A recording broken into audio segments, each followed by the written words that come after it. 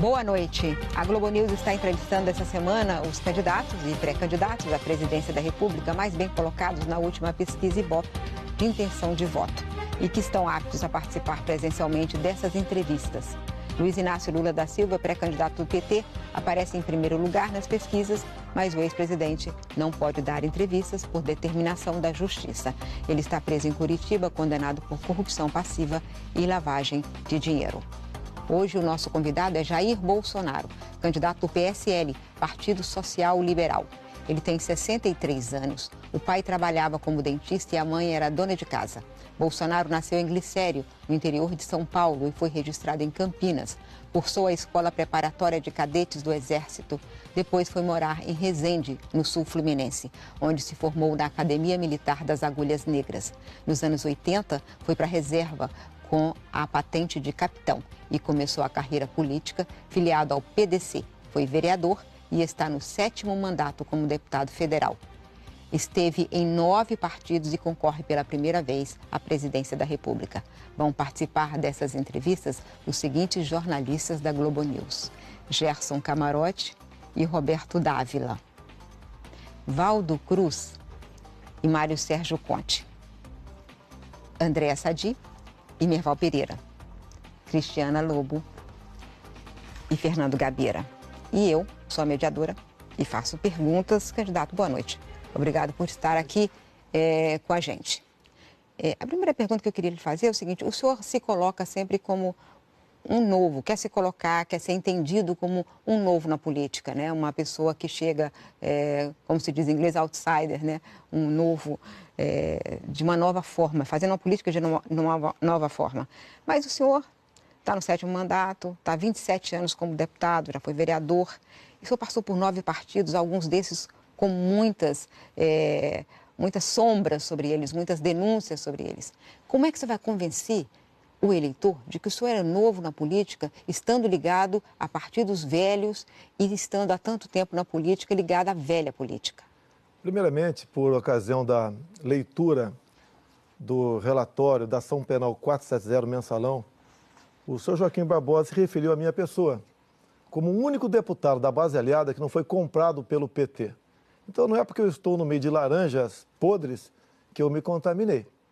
No tocante ao novo, eu nunca fui ministro, secretário em estados, nunca concorri a qualquer cargo eletivo no Poder Executivo.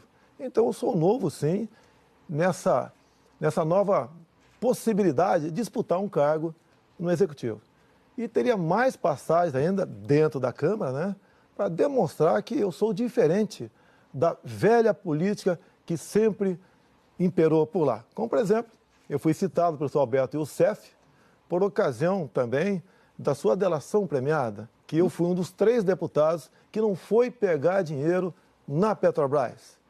E outros momentos apareceram comigo também. Em 2014, eu fui o único parlamentar entre 1.428 candidatos que não aceitou dinheiro do partido. Isso é diferente de ser uma novidade na política, né? A JBS e Friboi. Então, eu sou diferente dentro da Câmara. Talvez seja até um deputado recordistas em processos dentro da Câmara, impetrados pelos mesmos partidos de esquerda, por exatamente não concordarem com o meu posicionamento. Mas André eu sou novo realmente nessa área. Mas o senhor é um político profissional, a família do senhor está na política, o senhor tem 3 filhos, um deputado estadual, outro federal, outro vereador, como a Miriam disse, o senhor está quase há 30 anos no Congresso. Família toda junta ali, é quase um clã na política, juntos disputaram quase 20 eleições. Lembrando também que o senhor e os seus familiares também empregaram ali uma ex-mulher no gabinete aqui no Rio de Janeiro, de um dos filhos do senhor e também familiares dela. Queria saber como é que é esse discurso do senhor, se não é um pouco contraditório com essa figura que o senhor tenta vender de um político diferente dos demais. Não tem nada de contradição. Por exemplo, eu tenho uma ex-mulher, tá ok? Vou falar no momento, caso atual. Eu sou casado com a senhora Michele. Sou acusado de ter praticado nepotismo. Ela esteve empregada sim. Só que quando estava empregada na liderança do partido, foi quando eu casei com ela. E ficou 2 meses empregada na liderança do partido. Isso daí não é nepotismo, não foi eu que empreguei. Inclusive, eu procurei a direção da casa. Mas na liderança do PP? Eu procurei a direção da casa e falei se se ela poderia continuar, qual era a melhor solução. Falaram como, quando eu casei, ela já era funcionária, ok? E não estava em curso, né? Possibilidade de ser processado, responder o processo, levando-se em conta a questão do nepotismo. Tá? Essa questão de outros parentes, quando geralmente, você, não sei se você é casado, me desculpe, mas geralmente você conhece, se for casado, conheceu teu marido onde? No local de trabalho, numa igreja, num restaurante. Eu conheci 2 esposas minhas, casadas pela segunda vez, dentro da Câmara dos Deputados. Mas por que o clã do senhor é diferente de outros clãs políticos? Essa é a o meu não temos nenhuma acusação. O meu clã, a minha família, não temos acusação de termos usado do poder público para enriquecer. Inclusive, quando me acusam de patrimônios que eu tenho, o senhor Rodrigo Janot deu um parecer em 2015 sobre a questão dos meus imóveis. Quando se fala, por exemplo, que eu tenho um funcionário fantasma, quando a Folha de São Paulo fez uma matéria muito grande e publicou no dia 10 de janeiro desse ano, eu vou na Câmara dos Deputados e no boletim administrativo, essa funcionária que mora em Angra dos Reis, o distrito de Vila História de Mambucaba, estava de férias, tá certo? Eu não tenho nada de anormal, eu sou uma pessoa normal nessa situação. Candidato? Então, essa que é a questão, é normal, é exatamente como os políticos. Não é como os demais. Eu sou normal, olha só, eu acho que não é ser normal fazer o que os outros fazem. Eu nunca tinha envolvido em lugar nenhum. Te contei a passada do Joaquim Barbosa, Alberto Youssef, Minha avó vai fazer uma pergunta. Friboi.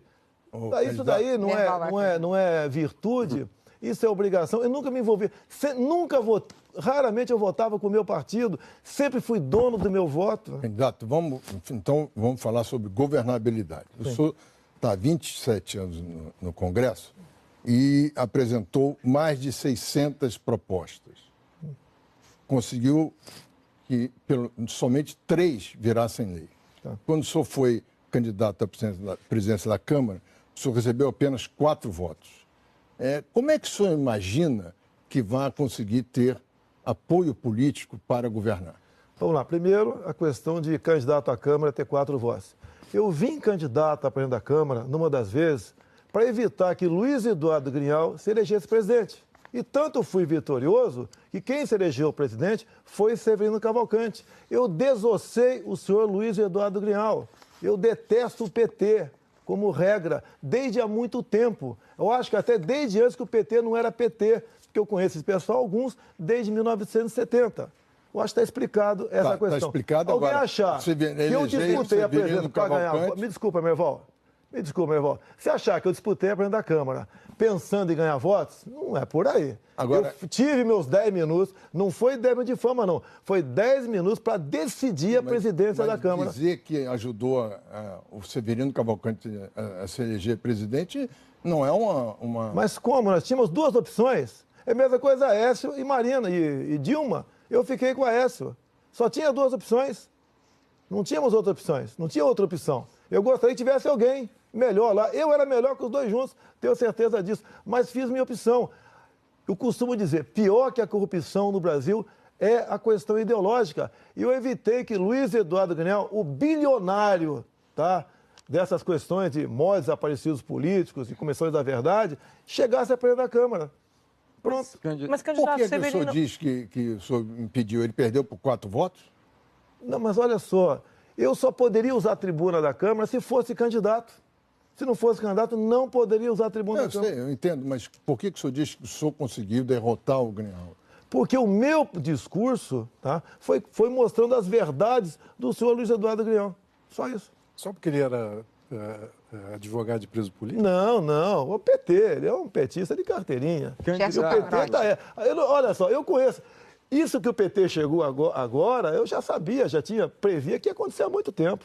Gerson Camarote. O senhor acusou o candidato Alckmin de ter se aliado ao que tem de pior na política. O senhor procurou o PR, tentou coligação com o PR, atraiu o tempo do PR de televisão, inclusive com o nome do vice do Magno Malta. O PR, que não é qualquer partido, que foi envolvido no escândalo do Mensalão, que teve o seu principal dirigente condenado e preso pelo Supremo Tribunal Federal. Aí eu volto a lhe perguntar, qual a diferença? Vamos lá? Vamos lá. Eu não fui atrás do PR. Há 2 anos eu procurei o senador Magno Malta, por afinidades e propósitos. e comecei a conversar com ele. O senhor procurou o Valdemar Costa Não Neto? Tive uma vez perdido Agora, o Valdemar da Costa Neto. Não, depois tinha decidido já. Eu te conto a história, sem problema. Por favor. Era o senador Magno Malta, o meu homem. Tá, mas o senhor conversou com o Valdemar da Costa Neto? Não conversei. Eu te explico. Tá, por favor. Explico, sem problema nenhum. Então, me agregava em muito a companhia do senhor Magno Malta. E desde o primeiro momento, ele falou que poderia não aceitar, porque talvez quisesse disputar as eleições em Espírito Santo. E chegou um dado momento que ele falou que não quer criar mais. Daí o Valdemar da Costa Neto conversou com o meu partido, com a presidente do meu partido, e fez imposições para eu aceitar a coligação, e eu indicando qualquer um. Eu não aceitei. Eu não aceito negociação. Ou tu acha que ele foi para o Centrão de graça, tá? E nada mais além disso. Tanto ato contínuo. Outra opção era o general Augusto Heleno, que estava no PRP. Mas não deu certo. Concentrar no PR, porque o PR não já era conhecido. No saco do seu Geraldo Alckmin, por favor. Até não tenho poder de persuasão nenhum junto a essas pessoas. Pretendo, se Deus quiser, caso assuma a presidência, eu ter liberdade para indicar o meu ministério. Não vou depender de ninguém. Se o PR estivesse no seu governo, se o PS estivesse com o PR, tivesse feito essa coligação, o senhor ficaria confortável com esse partido que foi o seu principal dirigente condenado pelo Mensalão? Olha só, eu estive no PP, o partido tem 30 nomes no Supremo Tribunal Federal. O Joaquim Barbosa falou que eu não me meti. Só foi presidido por Pedro Correia, que foi preso. Você quer condenado. Que eu faça o quê? Não, mas o senhor já sabia. Mas se eu tivesse no... Qual partido de Santos tem lá dentro? Mas o senhor não saiu agora para o Eu respondo por mim. Eu respondo por mim. Não, mas o senhor estava num partido que tinha José Janine como líder. Pô, tem gente mais cabrosa lá ainda. E o senhor acha normal conviver ali na liderança? Olha só, raramente até frequento a liderança. Quando eu chego em liderança, não tem reunião, sempre acabava a liderança, ninguém comentava nada de importante. Mas já lá tinha sido noticiado. Você já viu o confessionário nos partidos? Confessionário, tu já viu, Gerson? Camarote, você sabe disso. Eu nunca me envolvi nisso, nunca fui citado em escândalo nenhum. Não faltaram oportunidades, só que eu tenho caráter. A única diferença é essa. Agora, qual a diferença? Se eu convivo com todo mundo, e no plenário você conversa com todo mundo, não vai ser a filiação político-partidária que vai te deixar mais preso num lado ou um partido ou outro. Tem deputado que vai fazer besteira em outro partido. É comum. Na Petrobras, não foi só gente de um partido que meteu a mão na Petrobras, foi gente de vários partidos. Agora, se for pensar dessa maneira, até você que anda no plenário, já vi você andando pelo plenário, eu estou lá. Você está contaminado também. Não, você está contaminado também. Candidato, eu estou ali cobrindo profissionalmente, inclusive para... Então vamos lá. Quando você vai na padaria, você vai comprar o quê? Pão, né? No açougue, carne. O senhor era comandado pelo Pedro Correia, que já estava no esquema do Mensalão. Olha só, eu nunca votei com o meu partido. Como é que foi mandado o Pedro Correia, meu Deus do céu? Poxa, pelo amor de Deus. Se você vê lá, acabava uma votação importante. Geralmente o líder pega para o assessor, me traga a relação da fidelidade. Você já sabe o que é isso? E de acordo com a fidelidade, eu sempre era infiel, quase sempre infiel. Candidato. Tá? Quase sempre infiel. O partido requeria algo mais do governo, porque as lideranças partidárias geralmente agem como lideranças sindicais. Então, o meu voto, né, eu não me contaminei, que eu nunca me vendi. Deputado. Candidato, o senhor está falando que nunca seguiu orientação partidária. Se o senhor vencer as eleições, o senhor vai ter que conversar no varejo com cada parlamentar. Como é que o senhor pretende fazer a maioria? Eu não sigo orientações partidárias quando sinto o cheiro de maracutaia. Você está entendendo? Eu não sou oposição pela oposição.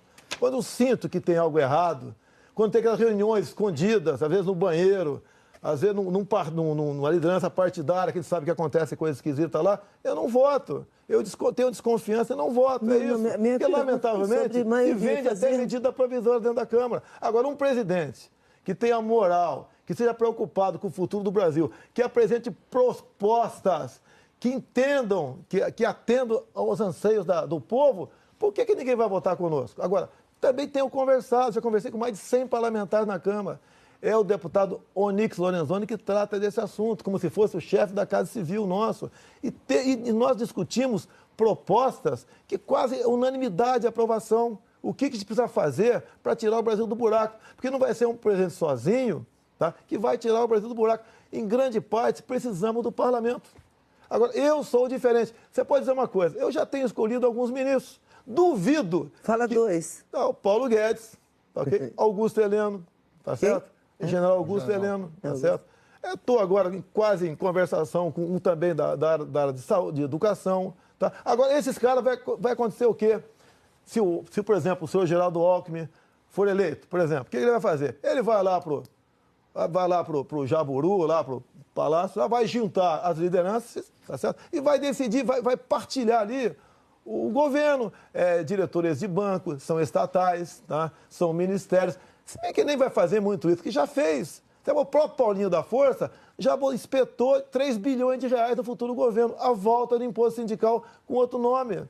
Ou eu acho que o Paulinho da Força se bandeou para o lado do PSDB de graça, a troco de nada. Não seria natural esses partidos me procurarem, que eu estava na frente em pesquisas? Por que não procuraram?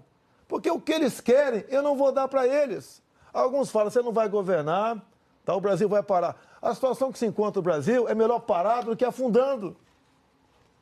Eu sou diferente. Posso até não ser o melhor. Tudo bem, paciência, tá? Mas eu sou diferente. Todos os candidatos que passaram por aqui disseram que iam ter liberdade para indicar. Mas peraí. Candidato. Você olha na cara do candidato, você vê se você está mentindo ou não. Você tem, ainda mais mulher, que tem um sexto sentido. Você sabe se o cara está mentindo ou não. Você sabe que tem as negociações. Governabilidade não é repartir o que está aí, não. Fazer com que o Brasil trabalhe para eles e não para a população. Eu estou cumprindo uma missão de Deus aqui. Eu serei independente. Nós nomearemos os melhores para o Brasil. Até porque, se a gente for no artigo 85 da Constituição, se eu não me engano, fala dos crimes de responsabilidade. Um dos crimes de responsabilidade ali é interferir no trabalho do Legislativo. A partir do momento que um presidente dá ao Ministério, em troca de voto, que está falando, ir no açougue, na padaria, ele está interferindo no trabalho legislativo. Ele está cometendo crime de responsabilidade. Candidato, diante desse isolamento de alianças partidárias em meio à campanha, a gente está vendo aí uma indefinição. Na verdade, alguns vices já foram definidos, o senhor ainda não. Quem vai ser o vice da O meu vai ser do PSL. Quem vai ser o nome? Ou a senhora Jana Pascal, ou o senhor, o príncipe, conhecido como príncipe, né? É Felipe Orleans de Bragança. O que está faltando para definir um ou outro? Está faltando que eu estou conversando com a Janaína, tá certo? E ela apresenta alguns problemas familiares, que tem 2 filhos, tá ok? E... O senhor tem uma preferência por um? Não. Eu, na situação, não posso ter preferência, tá certo? É lógico, sempre a gente pensa num plano B. Não, no momento, o plano B é o príncipe, tá ok? E diante daquele... Desculpa, o senhor falou uma missão de Deus. Eu sou cristão. Sim, mas olha só, a situação que eu cheguei, eu sou do baixíssimo clero. Eu não sou ninguém na política, eu não sou nada na política. Para eu ter um apoio popular que está aí no momento, não é inimaginável o que está acontecendo? Como eu consegui isso? Porque quando eu falo missão de Deus, eu pensei o seguinte, qual vai ser o meu lema? Né? Qual vai ser a minha bandeira? Eu fui lá em João 8,32. E conhecereis a verdade, e a verdade vos libertará. E a verdade para o político não existe. Candidato. Tá certo? Então, em cima disso, quando eu fui para Roraima, por exemplo, fui 2 vezes, porque eu desconheço o candidato a presidente ter passado por Roraima. Lá não tem densidade eleitoral, mas eu fui lá um pedaço do nosso Brasil, talvez o pedaço de terra mais rico do Brasil, e apontei soluções para eles sem dinheiro do governo. Candidato, lá na convenção, a Janaína, retomando a questão da vice, ela fez um discurso ali, causou algum tipo de irritação aos aliados do senhor, propondo uma autocrítica do partido ali, como uma espécie de pensamento único do campo do senhor. O senhor se sentiu constrangido com isso? Ela falou que nós não poderíamos ser o PT ao contrário, né? Nós somos o contrário do PT. Mas o senhor ficou constrangido? Não, é liberdade de expressão. Todo mundo tem liberdade de falar o que achar que... O senhor concorda com ela? Eu não concordo que nós somos o contrário do PT, tá certo? Nós somos o contrário do PT, não o PT ao contrário. Eu não posso concordar com isso, mas é um direito dela falar. Ela agrega muita coisa, é uma pessoa de valor. É uma mulher que sofreu muito por questão do impeachment. Imagine o que ela não apanhou, a ameaça de morte que ela sofreu, amigos que ela perdeu. Ela está dentro da USP, de esquerda. Mas o senhor acha que o partido tem que fazer uma espécie de autocrítica? O senhor acha que ela agregou esse tipo de debate? O meu partido apareceu agora. Não existia, o PSL estava perdido. O PSL ia deixar de existir.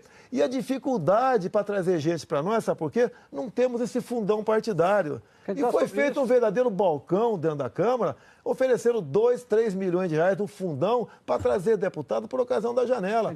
Sobraram 8 heróis do meu partido. Eu vejo, por exemplo, o Major Olímpio em São Paulo, deputado federal que é pré-candidato ao Senado. Ele largou o partido dele e teria 2 milhões de reais para fazer campanha e tempo de televisão. E veio para cá por um ideal.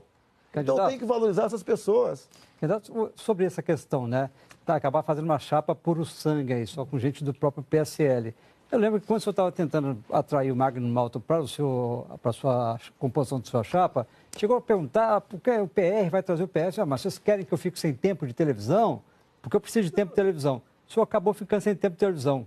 E aí, acabou... Não, pode ter sido até uma equívoca, contradição minha falar isso aí, tudo bem. Mas é até a história do cunhado, né? Você casou com a Maria, veio o João de cunhado pro teu lado, né? Ali o cunhado saiu do partido. Eu tenho que ter alguém que estivesse filiado a um partido político. E não escolhi o Magno Malta por ser um partido médio, grande, o PR. É porque era o Magno Malta, ele agrega.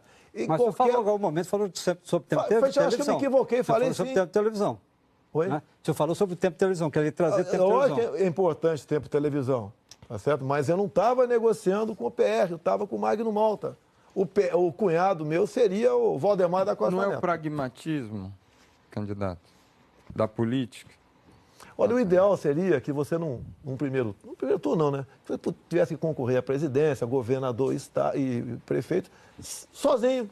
Evitava isso, porque isso leva a corrupção, leva a acordos espúrios. Mas essa coisa do tempo de televisão, essa cobiça, não é a prática da velha política? É a prática da velha, mas eu não procurei o Magno Malta pelo tempo de televisão, eu procurei o Magno Malta pelo Magno Malta. Mas o senhor falou do tempo de televisão. O Valdemar da Costa Neto ofereceu para o presidente do meu partido, tá? Eu botar o vice que quisesse, ele coligaria conosco, desde que, uma das coisas que ele botou na mesa, queremos coligação para deputado federal, Rio e São Paulo. Nós pretendemos fazer 9 deputados federais no Rio e São Paulo. O Valdemar, que não é bobo, ele pode ser tudo, mas não é bobo, sabe que nessa coligação só o meu filho Eduardo Bolsonaro estava garantido em São Paulo. Porque nós ficaremos sem televisão, por favor, sem televisão e sem fundo partidário. O nosso fundão partidário extra são 10 milhões de reais. 3 milhões para a campanha do presidente. Eu já falei que não quero os 3 milhões porque eu votei contra o fundão. E é um escárnio, 1 bilhão e 700 milhões de reais para esse fundão, para reeleger parlamentares que, lamentavelmente, né, em grande parte, não produziram algo de bom para o Brasil. Candidato. Como é que o senhor vai conversar com alguém que não é bobo? Pô, peraí, cara. Você conseguindo a presidência da República, tá certo? O pessoal vai ter que olhar para mim. Não, mas vai? antes. Não, mas peraí, mas se eu não chegar... Eu não tenho obsessão pelo poder, camarote, por favor. Eu não tenho obsessão pelo poder. Não conversei com mais partido nenhum. O que é natural não é eu conversar, é eles virem conversar comigo. E ninguém veio. Okay? Candidato, o senhor tem fugido de todas as perguntas sobre economia com o argumento de que o Paulo Guedes, que vai ser seu ministro da Fazenda, sabe tudo, né? Mas acontece que Paulo Guedes não é candidato, é demissível, pode não estar com o senhor. Como é que o senhor vai convencer o eleitor de que o senhor está indo com o Paulo Guedes, se ele não é candidato, se ele não vai permanecer? Como é que... E além do mais, é o seguinte, o senhor como presidente, o senhor não precisa ser economista. Eu não sou economista como jornalista. O senhor não precisa ser médico.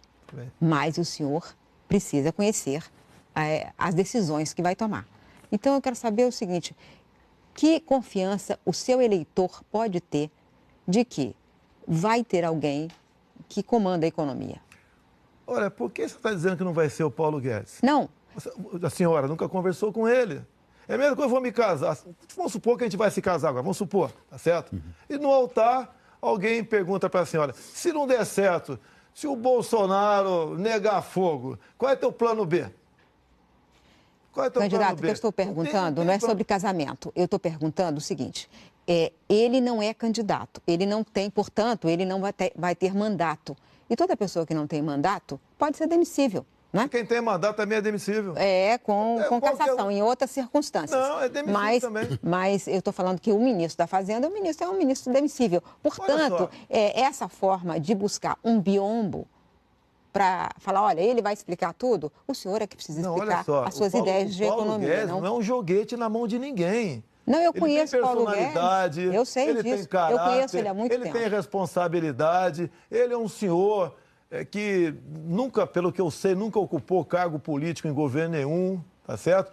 E houve uma aproximação nossa, meio assim, por acaso. E eu estou muito feliz com ele. Agora, olha só, Miriam, se eu tenho do meu lado uma pessoa como o Paulo Guedes, como você disse que você reconhece ele, até fora do Brasil, por que eu vou falar de economia? Meu Deus do céu. Eu sou capitão de artilharia. Vamos lá. Eu sou capitão de artilharia. Eu sei fazer integral, sei fazer derivada, sei calcular um tiro de barragem. Mas o senhor não é candidato a comandante do Exército, o senhor é candidato à presidência da República. Eu entendo de números. Eu sei o que o povo precisa. Tá? Senhor Paulo Guedes, o que o povo quer, almeja? É uma inflação baixa. É uma taxa de juros menor do que está aí. Tá? É um dólar que não atrapalha quem queira exportar, nem quem queira importar. É, se possível, pagar os juros, começar a pagar a nossa dívida sem aumentar imposto. É desburocratizar tudo no Brasil. É desregulamentar. É abrir o comércio, não seria muito a parte dele não, mas com o mundo todo, sem um viés ideológico. É ir para o mercado... mercado livre, né? O livre mercado aqui no Brasil, o liberalismo. Dá para fazer tudo isso? Ele falou, dá. Mas se acontecer alguma coisa com o Paulo Guedes, ele ficar doente, se ele o problema eu falei, candidato, a questão não é essa, a questão é que... Ficar doente, mas ele tem, você acha que não tem gente do nível dele, quase o nível dele, que trabalha com ele do meu lado? Se morrer um presidente hoje, quem vai assumir? Hoje assumiu o Rodrigo Maia. Não, mas as ideias centrais de como se transformar... Esse é o problema. É que o senhor dizendo... então eu tenho que ser economista para ser presidente? Não precisa ser economista, mas precisa entender a economia. Mas quem falou que eu não entendo de economia? Eu falei que eu não entendo por questão de humildade. Perto do Paulo Guedes eu não entendo nada. É natural, meu Deus do céu. Eu dirijo o carro. Perto do Nelson Piquet, eu sou navalha. Eu não posso usar essa forma de se expressar... Poxa, está esclarecido agora. Valeu, obrigado. Então vamos perguntar sobre... Perto de você com uma caneta, eu sou quase analfabeto. Tá certo que isso é muito bem. Leia tuas colunas com senso crítico. Na maioria delas eu concordo, tá certo? Parabéns. No mesmo tema... Agora estamos em casa, Gabeira, verde para verde. No mesmo tema que foi colocado, há presidentes que dominam um pouco o tema de economia. Tá. Mas, de um modo geral, a tática que eles usam é colocar uma equipe com algumas divergências para eles poderem assistir a discussão, aprender com ela e ter alternativas de decisão. Tendo uma pessoa só, não há um perigo de não se aprender e de ser, de uma certa maneira, manipulado? Olha só, Gabeira, o Brasil está numa situação tal que você tem que acreditar nas pessoas. Tá, ok? O senhor Paulo Guedes, caso seja ministro, né, caso ele aceite o convite, ele não vai tomar decisões sem conversar comigo. Não, eu sei. Certo? É que a conversa... Agora, tem mais gente com ele, tem mais gente que discute economia conosco também. É gente que está pronto a assumir no impedimento. Não é eu demitir o Paulo Guedes. Se ele vai cumprir a missão, ele falou que cumpre a missão e eu acredito nele. Por que eu iria demiti-lo? Lançar o Brasil numa aventura? Não é essa a hipótese que eu coloquei. A hipótese de uma equipe econômica mais rica em discussão, mais rica em levantamento de problemas, para que o presidente tenha uma visão maior ao escolher os problemas. Ele já falou e gostaria de manter o presidente do Banco Central. Eu falei, Paulo, quem vai definir tudo isso é você. Eu quero o resultado, eu quero o povo sorrindo, o crédito barato, diminuindo a dívida interna, dólar, inflação. Eu quero isso. Você está fazendo isso? Qual o problema? Por que eu não estaria de acordo com a política dele? E assim as demais áreas, saúde, educação, defesa. E são as pessoas... Duvido, Gabeira, você ficou 3 mandatos lá em Brasília, você sabe como é que funciona, 4, né? Como é que funciona aquela questão lá, né? nesse troca-troca de cargos, né? De toma lá da cá. O Brasil não aguenta mais isso. Isso leva à ineficiência do Estado e à corrupção. É o que está aí. Graças a Deus está havendo a Lava Jato. Que se não estivesse havendo a Lava Jato, eu acho que o Brasil estaria em uma situação pior do que se encontra no momento. Por isso devemos fortalecer a Operação Lava Jato. Como, entre outras maneiras? Colaborando com a Polícia Federal, dando mais meios para a Polícia Federal poder investigar. É isso que a gente precisa. Não fazer como um candidato aí falou agora há pouco e nós vamos pegar o pessoal do MP, do Judiciário e botar cada um no seu quadradinho. Não é isso, pô. Candidato, se o senhor for eleito, né, está começando a governar, se de repente a inflação começar a subir, aí a gente hoje sabe que os juros estão na faixa de 6,5%. Aí, de repente, o Banco Central entende que é preciso subir os juros assim de forma violenta. Tipo 14%, como foi no governo Dilma, ou até, num caso mais extremo, na época do governo Fernando Henrique, chegou aos juros de 45%. Como é que o senhor enfrentaria essa situação? Meu irmão, nós temos uma dívida interna, me ajude se estiver errado, por favor, próxima a 4 trilhões de reais. Certo? Por aí. Por aí, mais ou menos. Se contar os compromissados, um pouco mais. Um pouco mais, tudo bem. Ela subiu assustadoramente da metade do governo Fernando Henrique Cardoso, onde chegou a 50 e poucos por cento a taxa de juros para combater a inflação. Esse remédio aqui, esse remédio usado lá atrás, em doses cavalares, está havendo um efeito colateral enorme aqui. Agora, as questões inopinadas, que foge da normalidade, você tem que buscar uma solução. Se a solução for essa, que se faça. Agora, imagina essa taxa de juros em cima, senhora Miriam, com 4 trilhões de dívida. Para onde vai a nossa dívida interna? Pô? Vai explodir. Pô. Agora, eu acho que você tomando medidas para fazer a economia rodar, tá certo? Nós começarmos a buscar maneira de agregar valor naquilo que nós produzimos, não ficarmos apenas apegados à questão dos commodities. Eu fui agora em Paraupebas, fiquei lá 30 minutos vendo um trem passar de minério, vai para a China, basicamente isso aí. Será que nós não podemos agregar valor nisso? O que falta para nós investir em ciência e tecnologia? Tá? A gente tem que trabalhar nessa área também, para evitar exatamente isso aí. E você, a economia funcionando, você tem que ter uma reserva maior, talvez não seja preciso, né, recorrer a uma situação dessa para conter a inflação. Então, essas questões... No seu governo, você vai seguir a proposta do assessor econômico Paulo Guedes, tornar o Banco Central totalmente independente? O que ele quer é o Banco Central independente politicamente. E eu sou favorável a isso. Tá? E vai ter meta também. O Banco Central vai ter metas. Se não cumprir exatamente as metas, como agora, dentro de um parâmetro, lamento, mas o senhor Paulo Guedes vai acenar com a troca do Banco Central. Não seria totalmente independente? Independente politicamente. O que acontece é o loteamento político. Até o BNDES agora. Tá? Quem está lá? Quem está lá é um homem que até pouco recebia ordens, Renan Calheiros. Esse Brasil não tem como dar certo mesmo. Não, dessa forma, hoje não tem indicação política. Não, a indicação política, você sabe para que é indicação política, né? É para facilitar, por exemplo, o BNDES. Nos últimos anos, emprestou dinheiro basicamente para quem é o juro subsidiado? Amigos do rei. Como, por exemplo, a questão da Friboi.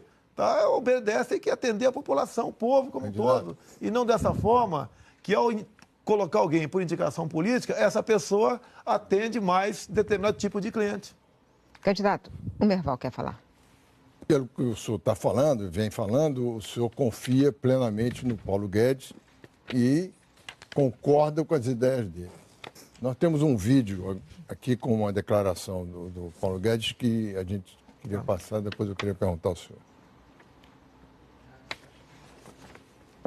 Candidato, em 2013, o seu assessor econômico, Paulo Guedes, falou sobre a economia brasileira durante o governo militar.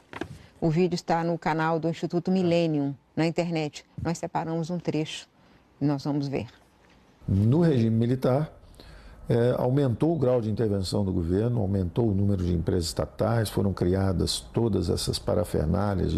Há coisas até que precedem, como lei trabalhista. A lei trabalhista já é mais antiga ainda. Mas durante o regime militar aumentou o grau de intervenção do governo, os braços armados da economia intervencionista do governo eram exatamente as grandes empresas estatais e havia controle de preços, cartéis no sistema bancário, autoprotecionismo na economia, muito subsídio. E o Brasil foi perdendo o rumo e foi sendo capturado por essa armadilha de baixo crescimento. Bom, o senhor concorda com Olha só, a análise do seu futuro ministro está fazendo? Em 73, o Pinochet assumiu o Chile.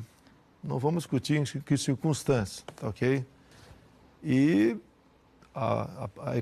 essa política do Paulo Guedes se fez presente lá e o Chile, hoje em dia, nos inveja, tá? Em parte não, ele tem razão em quase tudo, mas o que acontece? Quando se fala, por exemplo, estatais, eu perguntaria, naquele período, alguém da iniciativa privada conseguiria fazer Itaipu binacional? Olha só, o prezado Merval, tá certo?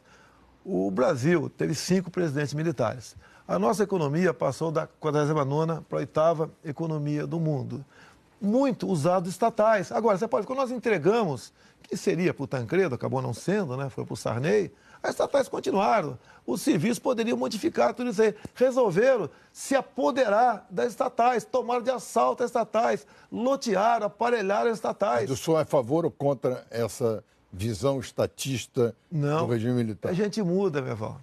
Eu tinha uma visão como essa, concordo com a crítica que você poderia fazer de mim agora. A gente evolui, a gente muda. Eu não quero ser presidente para lançar o Brasil numa aventura, pelo amor de Deus, não é isso que eu quero. Eu quero resolver o problema. Não vou pensar numa reeleição, caso chegue lá, tá certo? Não sou candidato por obsessão. O senhor vai acabar com a reeleição? É isso? A gente pode até, se for para fazer uma reforma política que atenda o Brasil, eu abro mão de uma reeleição minha. No pacote a gente abre mão. E eu entendo que a reeleição lá do Fernando Henrique Cardoso não foi um bom remédio para a democracia. Os governos geralmente se endividam para conseguir a reeleição e depois obras inacabadas, dívidas impagáveis, né, promessas que não vão ser cumpridas. Corrompeu-se a democracia com isso aí. Candidato, ainda sobre o vídeo do Paulo Guedes, essa declaração dele, tem um lado forte que ele ataca o protecionismo. Nós estamos aqui à beira de uma guerra comercial, Trump, China, que vai afetar o Brasil pesadamente.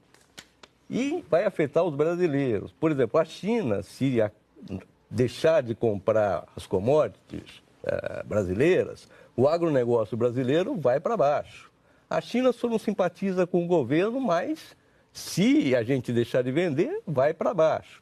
O senhor vai privilegiar alguma negociação bilateral, algum tipo de acordo bilateral? O senhor vai ser protecionista também? O que o senhor pensa disso? Olha, quem já escreveu que eu evitaria vender algo para a China... Não, eu não estou afirmando isso. Estou falando que o senhor não gosta do governo da China. Escritas a esse respeito meu por aí. O que eu tenho falado no caso da China, que a China não está comprando no Brasil, está comprando o Brasil. Esse é o grande problema que nós devemos nos preocupar. Tanto é que o Trump pediu que empresas chinesas comprem empresas americanas. Se eu não me engano, a Austrália está no mesmo caminho. Tá certo? Essa é uma grande preocupação. A China tem aí 1 bilhão e 400 milhões de habitantes. Revogaram a lei do filho único, o controle de natalidade há pouco tempo. Tá? A sua população está se transformando em urbana. Mas o agronegócio brasileiro depende em grande parte da venda para a China. Vão ter que comprar, porque o mundo cresce 70 milhões de habitantes por ano. Vão ter que comprar, tá certo? Eles têm essa preocupação. A minha outra preocupação com a China muito grande é que eles já começam a ensaiar comprar terras no Centro-Oeste. Nós estaremos abrindo mão da nossa segurança alimentar. E o homem do campo, o produtor rural, cada vez mais está pressionado por medidas ou por omissões do governo, que a tendência é ele vender essa terra barata.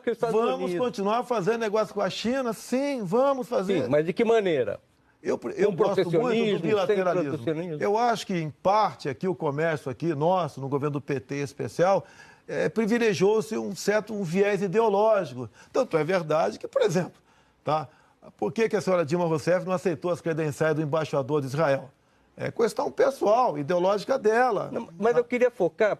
Mas vamos partir para o bilateralismo. O Paulo Guedes, ele critica o protecionismo, defende o livre comércio. O senhor disse aí que defende algum tipo de protecionismo. Como é que vai ser isso? Algum tipo você tem que ter, meu Deus do céu. Mas não é o que o Paulo Guedes afirma. Não, se o Paulo Guedes é 100%, né, e eu sou 80%, ele vai chegar no 90%.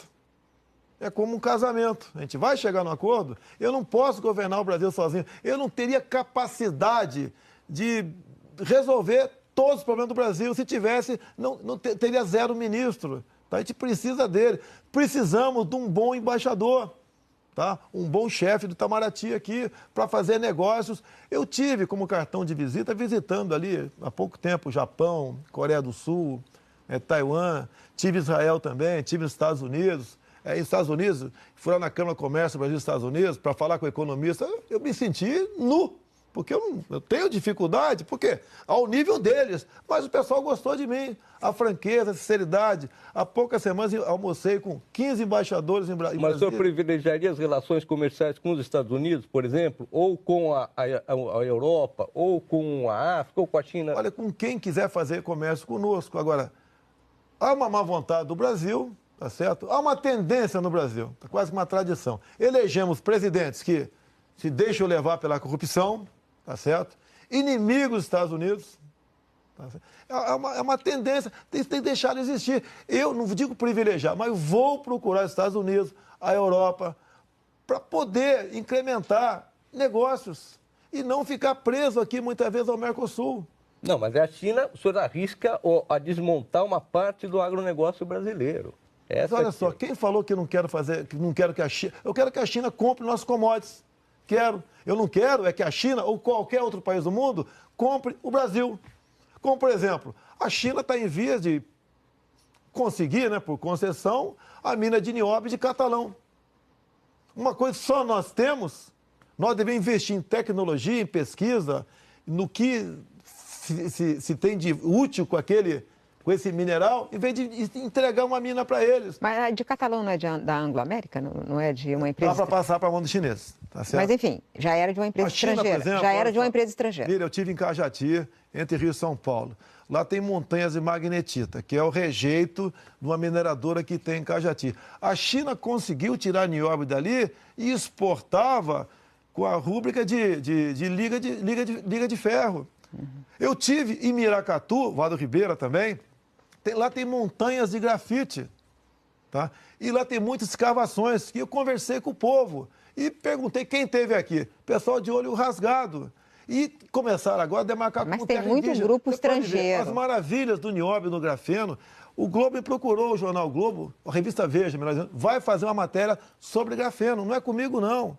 Eu conheci o grafeno, fui apresentado. Agora, nós temos coisa, Mira, que ninguém tem no mundo. Quando a gente vai para Israel, por exemplo, poderia citar outros países, a gente vê o que eles não têm nada. Agora, olha o que eles são. Agora você vem para o Brasil, olha o que nós temos tudo. Olha o que nós não somos. Qual o problema nisso?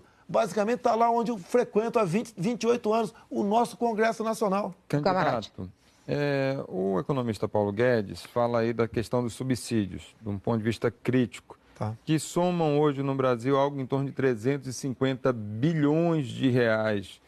Quais os subsídios o senhor cortaria? Olha, a ideia dele é não ter subsídio. Nenhum. Agora, por outro lado, a ideia dele é essa. Zona Franca de Manaus. Mantém. No meu entender, mantém. E aí fica contra Paulo Guedes? Não, mas eu não conversei especificamente com esse assunto ainda, tá? Mas eu estou perguntando... Você está falando sobre desonerações, talvez, é isso? Estou falando vários subsídios. No geral, tá ok? Vários subsídios. Então, Zona Franca de Manaus por muito caso, para amigos do rei, pô. Tá ok? Isso. Agora, por que é o subsídio muitas vezes? Porque os impostos estão lá em cima, estão na lua. Isenção fiscal das indústrias. Se você não ceder em alguma coisa, aquela coisa quebra. Isso pode acontecer. Ele fala do cartel financeiro. Né? Naquela época, ainda existiam 14, 15 bancos. Hoje o cartel é muito maior. Quer dizer, 3 ou 4 bancos dominam o Brasil. Nos Estados Unidos tem 15 mil bancos. Como é que o senhor faria essa área mais competitiva? Facilitar, talvez, a abertura de mais bancos aqui.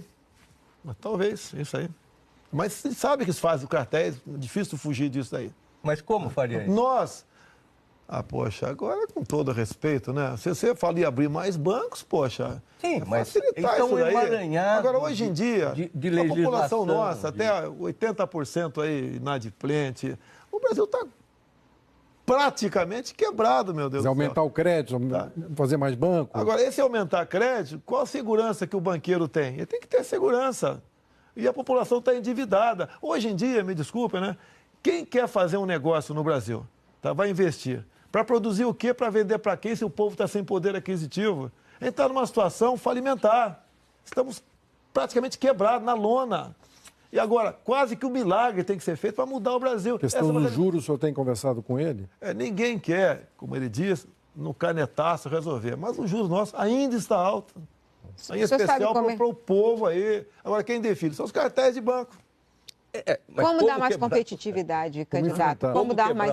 Mas isso aí, olha só, você está perguntando para o capitão do Exército como quebrar, tá certo? Um candidato a presidente da República. Não, o capitão do Exército, candidato, faltou, deixa eu molhar o bico, né? Candidato a presidente da República. Isso. Tá ok? Agora, as grandes decisões, eu não posso tomar sem ouvir ninguém. Eu seria um ditador. Não é essa a ideia. Tem um plano, um estudo. Nós não podemos quebrar. Se você... De acordo com como tratar o mercado financeiro, você pode implodir tudo aqui, você não quer isso. Tem uma economista aqui, a senhora poderia jornalista de economia. Poderia nos ajudar como quebrar isso?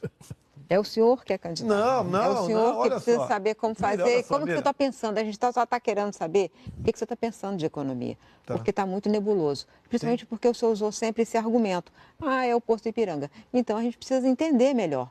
Quem é a pessoa o Posto Ipiranga é o Paulo Guedes. Não, a gente quer saber... O Posto Ipiranga da Defesa é o general Heleno. Mas a gente quer saber o que o senhor pensa, porque é o senhor que é candidato. Não, mas eu penso que nós devemos resolver isso e quem vai dar receita não vai ser... E não vai ser o Paulo Guedes, vai ser toda a equipe Agora, do Paulo uma coisa importante que ficou desse vídeo do Paulo Guedes, acho que ficou bem claro, a crítica que ele faz à política econômica do governo militar. E o final do governo militar foi um desastre do ponto de vista da economia. Né? O senhor sempre cita Itaipu, mas é preciso lembrar o seguinte, deixou uma hiperinflação, uma superinflação indexada, que a democracia levou 10 anos para vencer, deixou uma dívida externa enorme que foi renegociada por Pedro Malan, deixou o país quebrado, deixou uma desordem nas contas públicas. O senhor consegue admitir isso? Em parte, admito sim. Delfim Neto tinha a ambição de ser presidente da República e não conduziu a política econômica a contento. Conduziu para ajudá-lo, né?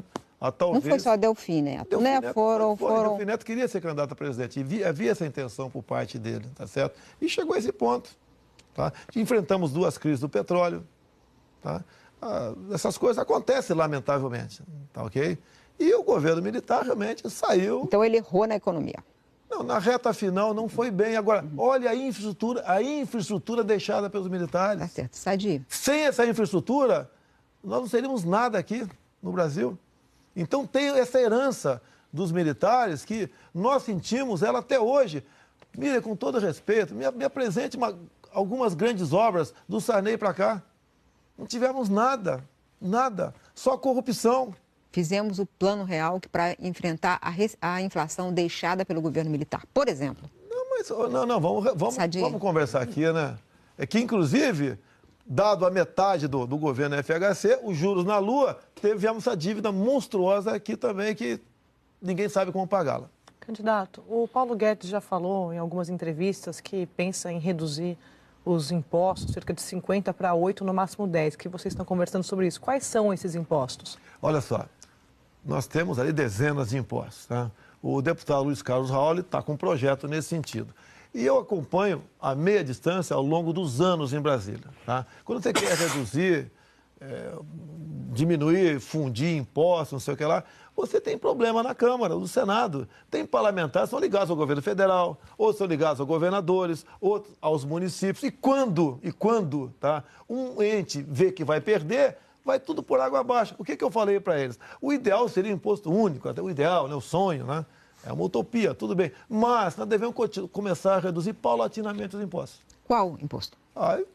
Nenhum imposto já está na... Poxa, Mira. Mas ele disse que vocês estão avaliando. Poxa, por isso que a gente está perguntando. Eles estão conversando sobre isso. O básico dos impostos. Não, ele falou que o senhor concordou em ter 15 impostos. Por exemplo, procedimentos médicos, eu não vou ter como responder para você, Mira. Mas quando você conversa sobre isso, candidato, e Quais impostos você já falou? Eu não sou médico. Mas os eleitores precisam saber das suas ideias. O senhor disse, o Paulo Guedes disse que... Desculpa, André, aí eu vou complementando você e depois deixo você com a palavra. É que ele falou assim, olha, eu pensei em 10 impostos, mas ele concordou com 15. E eu fico pensando nos outros. Quais seriam eliminados? Não, eu não vou particularizar aqui agora, que é uma discussão ainda bastante... Não é superficial, né? Mas não tem nada de concreto ainda.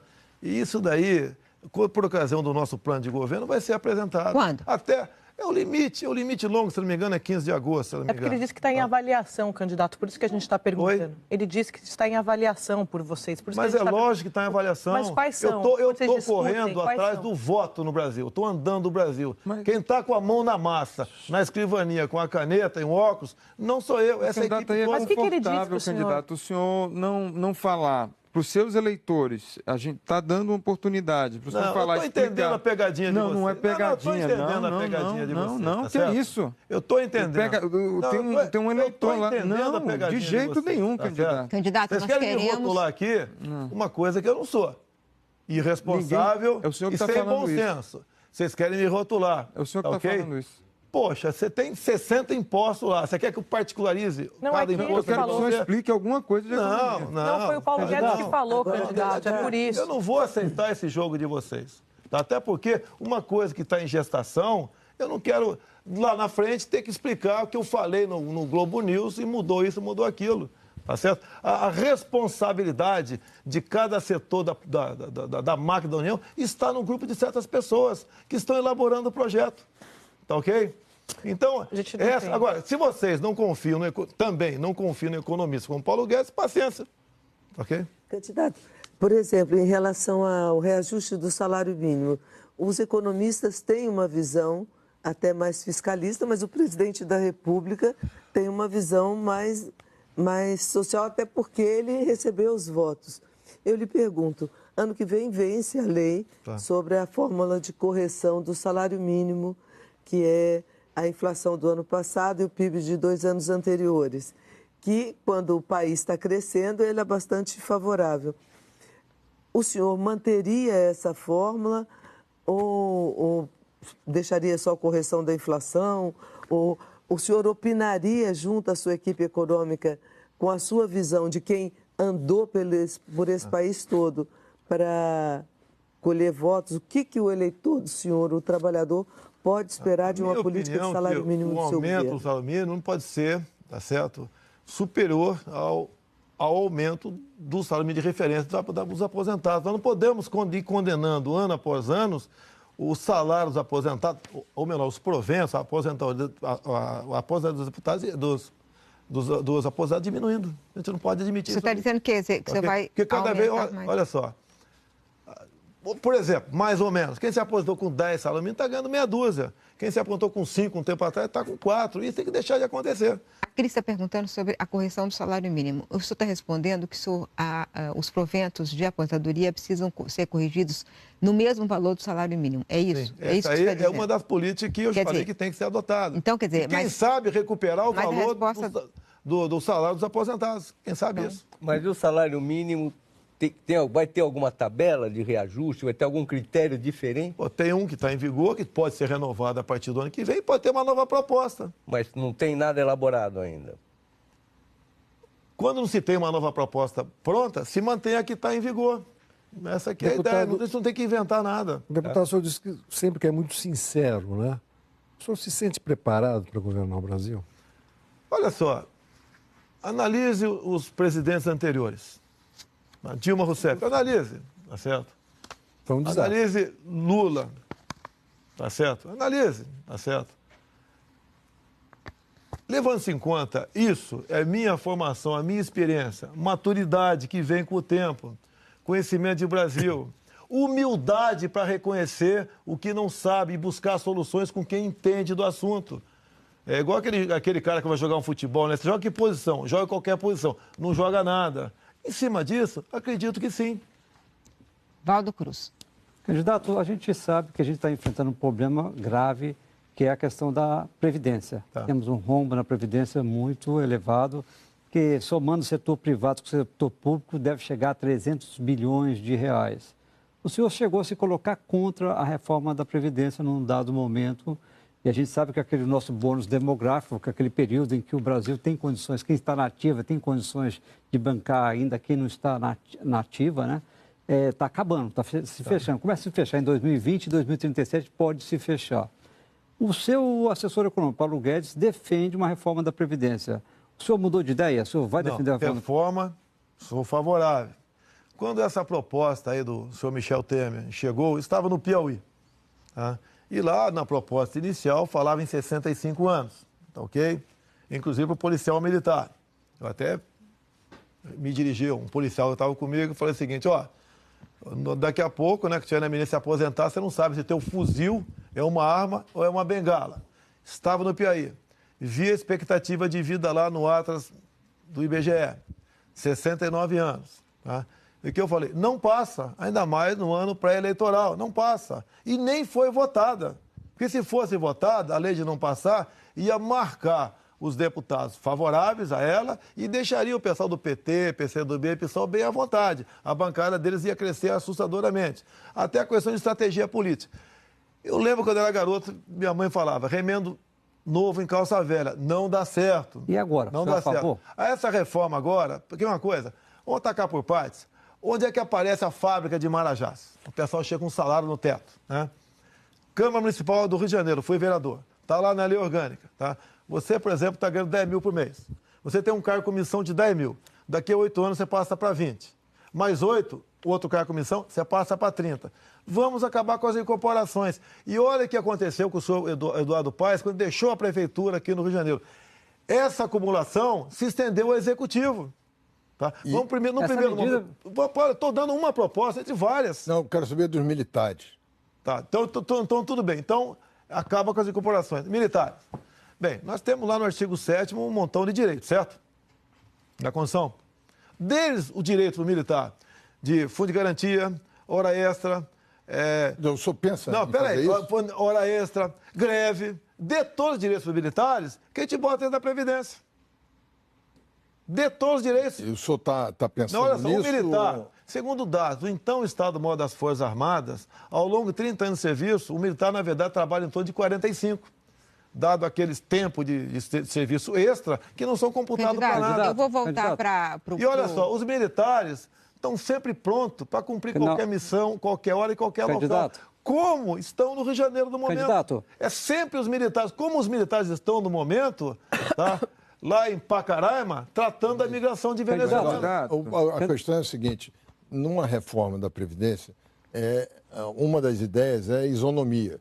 Isonomia entre todos. Tudo bem. Para poder continuar pagando, porque senão não tem. Então, o senhor pretende acabar com os privilégios de algumas corporações?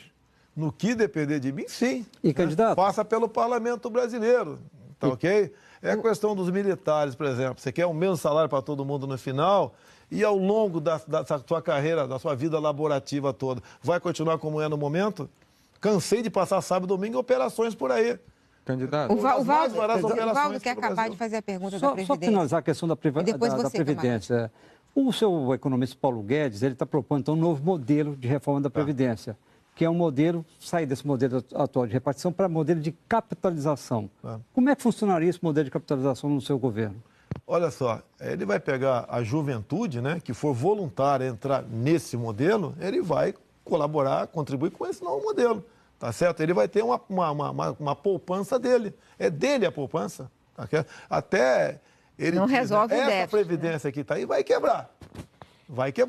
Agora, a gente está propondo medidas, alguns querem até que ter um remédio cavalar para resolver o assunto. Nós temos um filtro chamado parlamento, tá? E nós temos que ter responsabilidade para buscar a maneira de resolver, nem que seja por partes, mas para atingir o mesmo objetivo. Você vê, hoje em dia o servidor público, o homem, se aposenta com 60 de idade, 35 de contribuição. Se o Temer agora conseguir botar 61 de idade e 36 de contribuição, quem assumir o ano que vem passa para 62 e 37. E vai resolvendo isso. Afinal de contas, na proposta inicial do Temer, era para, se não me engano, 2030. Você pode até atingir o mesmo objetivo. E tem como fazer uma mensuração ao longo do processo no que está dando certo e o que está dando errado.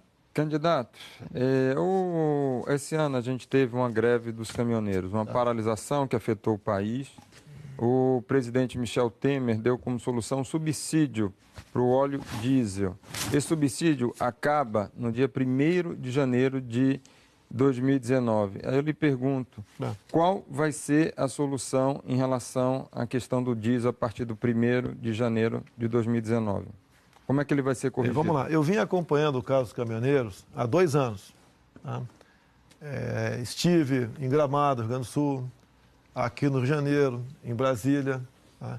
E tem uma série de medidas que eles gostariam que fossem adotadas. O governo, sem inteligência, né, ignorava isso daí.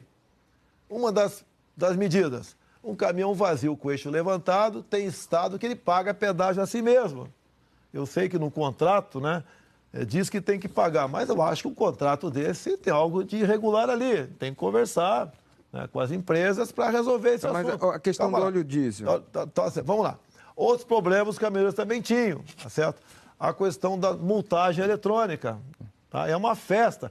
Você anda aqui na hora do Rio de Janeiro, a 70 por hora, sem passarela, e você vai na Rio Santos, por exemplo, tem uns 50 lombadas eletrônicas de 40 por hora até Santos. Essa multagem, eles botam no preço do frete, no final. É mais um encargo para eles, que dificilmente vai fazer uma viagem daqui para Recife e voltar sem pegar uma multa. Ele está perguntando do subsídio.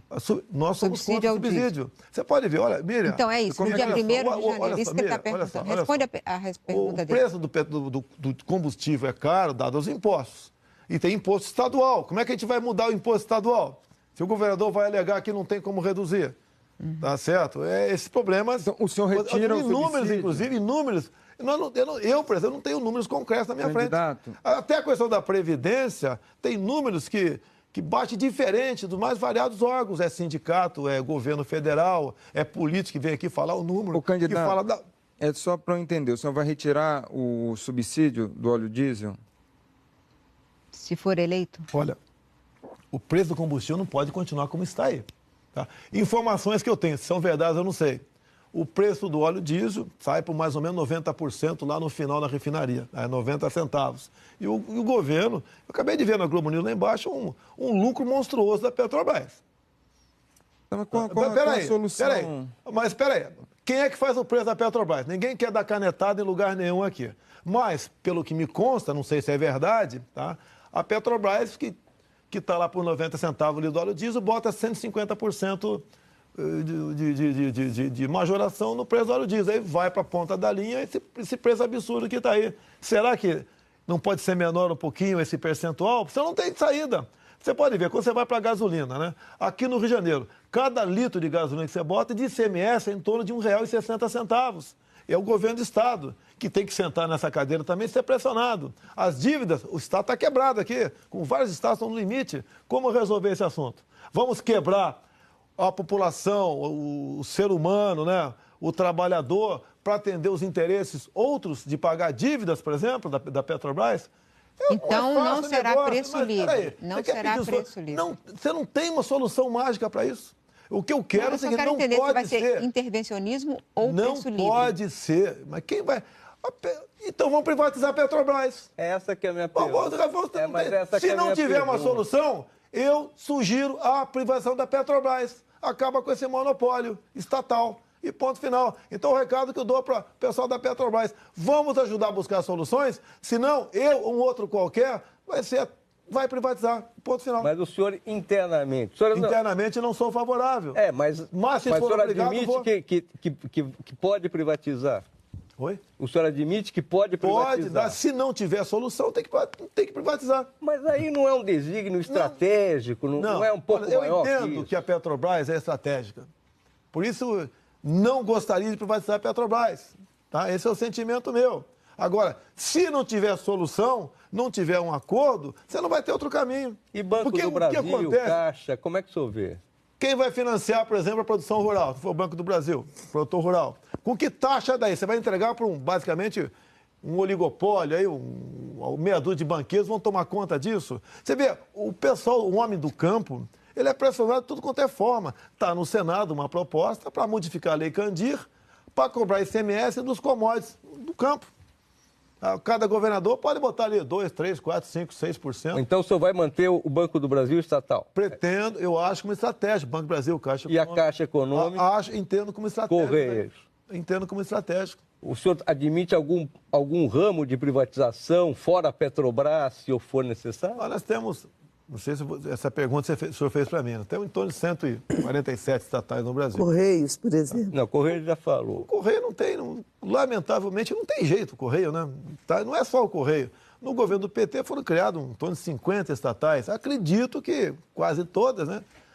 Se serviram basicamente para alocar companheiros. Ela tem que deixar, no meu entender, você tem que extinguir. Às vezes nem privatizar, extinguir, que ninguém vai querer comprar. Até a nossa TV oficial está em torno de 1 bilhão por ano. Quem que está lá? Companheiros da imprensa, gastando R$1 bilhão por ano. Você tem que deixar de existir, com traço de audiência. Ninguém assiste. Isso é uma coisa, mas a Petrobras, eu confesso que me impressiona um pouco a maneira como o senhor admite privatizá-la. Assim, olha, se não deu certo, privatiza. Mas se não tiver outro caminho, nós temos que ter um combustível com preço compatível. O Paulo Guedes fala, olha, tem que ser livre o preço. Olha só, eu converso com o Paulo Guedes, tá? Se você privatizar a Petrobras e deixar outras empresas entrar no Brasil, vai ter a livre concorrência aqui, com toda certeza. Isso pode acontecer. Ok? Ok, nós vamos fazer a central das eleições, faz um rápido intervalo, voltamos já para o segundo bloco da entrevista com Jair Bolsonaro, candidato à presidência da República pelo PSL.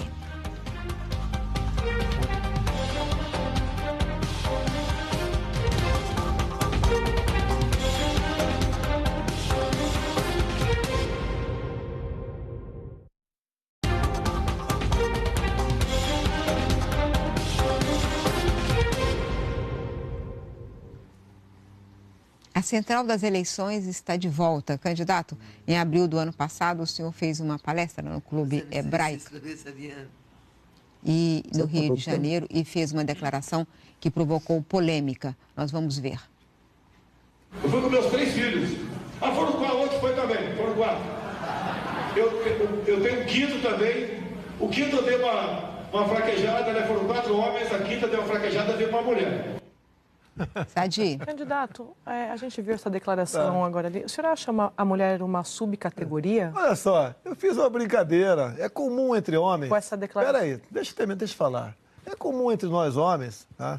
O elemento é muito namorador, por exemplo. Né? Daí vem uma menina, ele fala...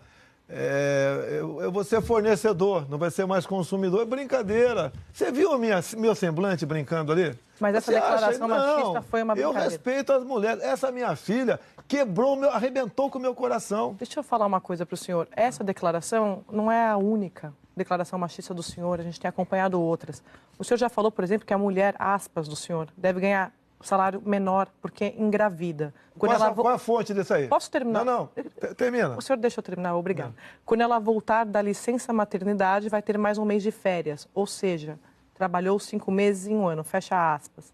O senhor sabe, o senhor está fazendo campanha, é candidato à presidência da República, que a mulher de fato ganha menos hoje no Brasil do que o homem. O senhor também sabe, eu tenho certeza, que hoje 40% dos lares são chefiados por mulher. Como o senhor espera conquistar o voto feminino com essas declarações? Não procede essa informação. Eu dei uma entrevista... O senhor deu essa entrevista ao jornal Zero Hora em fevereiro de 2015. Cadê o áudio? Cadê o áudio? Gravam tudo. O senhor já explicou essa declaração várias vezes. Vamos lá. Eles me entrevistaram, queriam saber por que a mulher ganha menos do que o homem. E eu tenho pesquisas, consultei, corri atrás, o assunto era acertado. E essa declaração não é da minha boca, botaram na minha conta. Isso pesquisa que diz. Agora... E infelizmente é uma realidade. Candidato, agora, se fosse uma bandeira minha... explicou essa declaração. Não, se fosse uma bandeira minha, teria discursado no tribuna da Câmara. Um pedaço de papel, como por exemplo, o Lauro Jardim fez uma matéria esses dias. Olha só, espera um pouquinho. É que eu queria focar nessa, candidato. Espera aí, não, eu vou te explicar. Eu dei uma palestra e foi ouvido... Quem me questionou forçou... É o jornalista, fugiu o nome dele aqui. Ele me entrevistou, Augusto Nunes, me entrevistou numa terça-feira. 2.000 pessoas na frente em São Paulo. Imprensa ali do estado todo. Terça-feira. No domingo, o Lauro Jardim publica, na sua coluna, que a minha solução para resolver o crime na Rocinha era jogar papéis, se bandidos não se entregassem, metralhar a Rocinha toda. Ele não se retratou. E eu estou... Deixa eu falar. Eu estou me explicando sobre isso em vários locais do Brasil. Nada. O próprio Augusto Nunes disse que isso não aconteceu. Esse papel, esse jornalista prestou esse trabalho. Mas o senhor já explicou esta declaração. Mas o senhor acabou de dizer que, infelizmente, é uma triste realidade. Tá. Então, acabou de dizer... podemos desenvolver esse acabou tema, de dizer. Que o senhor acabou de confirmar. Mas olha só. Pô, se esse problema existe há tanto tempo, eu sou acusado pela esquerda, massacrado em cima disso, por que o PT não resolveu o problema? Mas olha só. Não, mas a gente está perguntando para o senhor, candidato. O senhor é candidato à presidência da República. Se um homem e uma mulher prestam concurso para o público ou para as Forças Armadas, vão ganhar o mesmo salário. Na iniciativa privada, quem define o salário é o patrão. Você não tem como impor X para o homem e isso para a mulher. Você não tem, ou melhor, X para o homem e X para a mulher.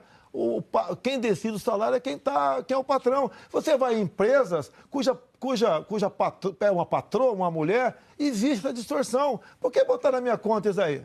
Eu dei uma entrevista, isso nunca fez parte da minha Porque o senhor disse isso. Não disse, não é verdade. Isso daí eu traduzi. O senhor acabou de dizer, candidato. Pesquisas. O senhor acabou de dizer. Mas eu traduzi pesquisas. Mas é uma realidade, mas não é meu pensamento isso. Então diga lá qual é o seu pensamento, o que o senhor quer fazer para resolver esse problema que é triste. Na iniciativa privada, você não pode interferir.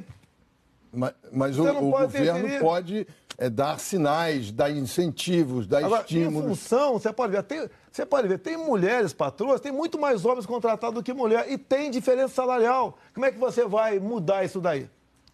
Não tem como mudar isso daí. Qual? Agora, não quer dizer... Tem como mudar por exemplo, tem muita mulher aqui que é jornalista como você, que talvez ganhe mais do que você. Com certeza. Com toda certeza, pois é. Candidato... E a iniciativa... candidato, e aqui não é um serviço público... Candidato, esse não é um assunto de brincadeira, que é um assunto sério. Tá. O senhor falou que estava brincando sobre ser fornecedor. Isso não é um assunto sério, não é um assunto de brincadeira, é sério para as mulheres.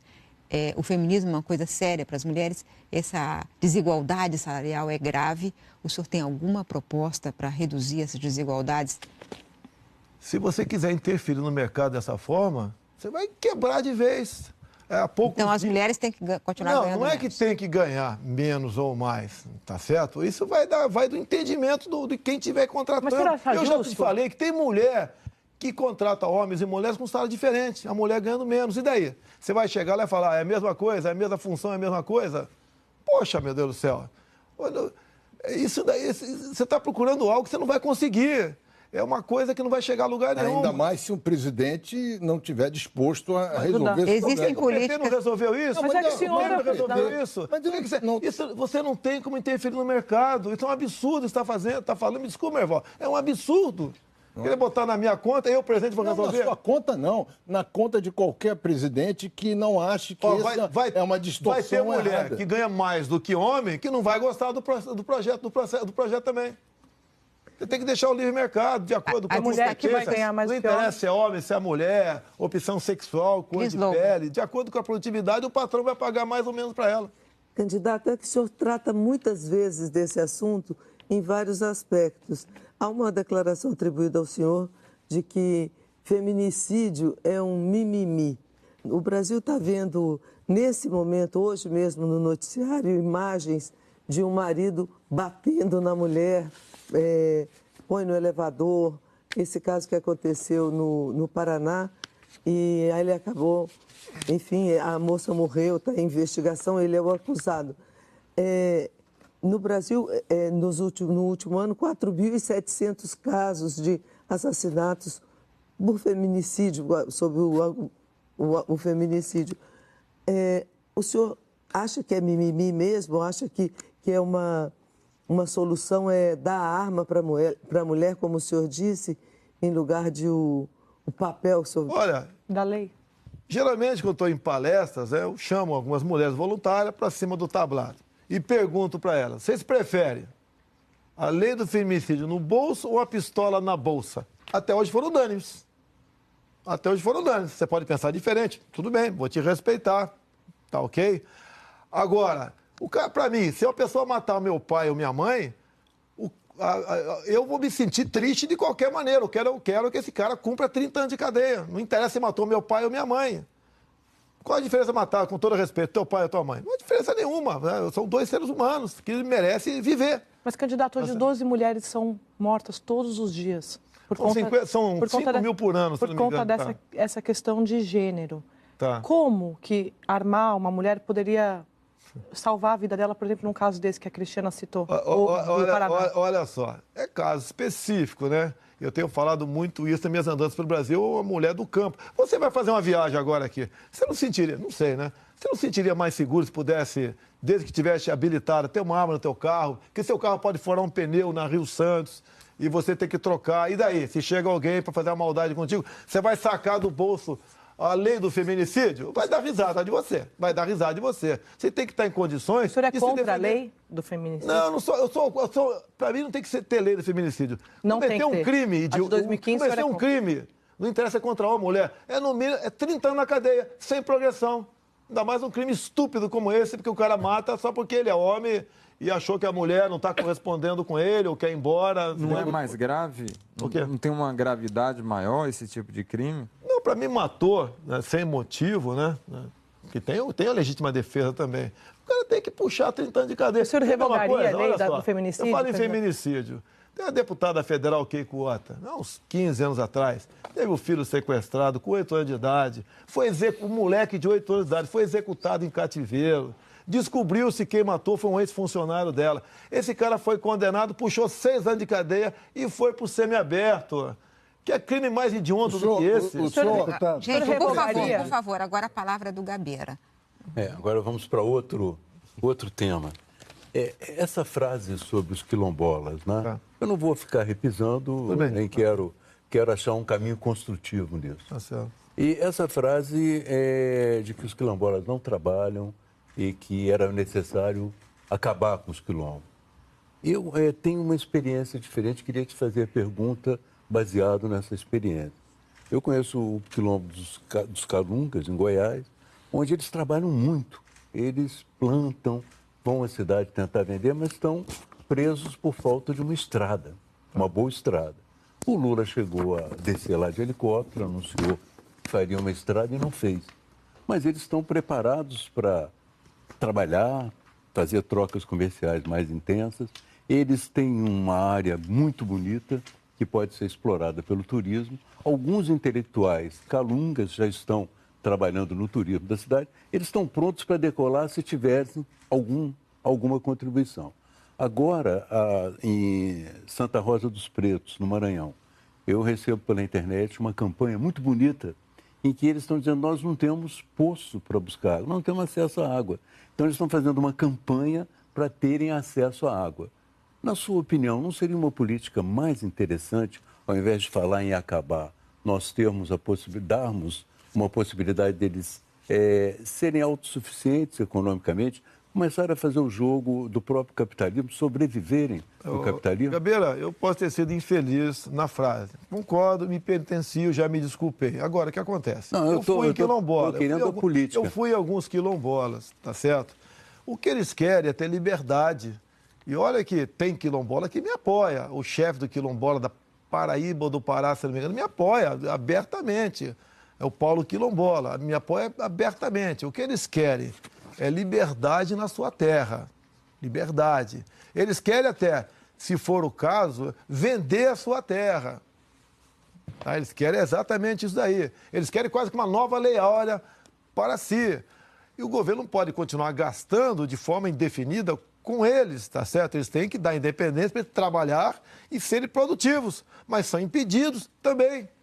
Mas quer dizer que, na sua opinião, é possível, então, fazer com que eles se desenvolvam economicamente? Sim. É isso que é importante. E esperamos, o Gabeira, uma coisa muito importante agora, que o Supremo está para decidir, para esses próximos dias, a questão do marco temporal. O que está definido, tá certo? Que você não pode se criar mais reservas indígenas no Brasil, a não ser aquelas detectadas até por ocasião da Constituição. E o governo quer ampliar o prazo. Tá? As invasões de terra patrocinadas pelo CIMI, até pela FUNAI, em fazendas no Brasil, em especial Mato Grosso do Sul, vai se avolumar. Não, mas eu estou falando dos quilombos tudo bem, ainda. Mas tem a ver. Vai valer para os quilombolas também. vai valer para os quilombolas também. Agora, o Brasil não pode continuar... Você pode ver, o Brasil tem mais da metade do seu território demarcado, contra terra indígena, Parque Nacional, quilombola, área de proteção ambiental, etc. Um montão de coisa. O Brasil está se inviabilizando, tocante isso aí.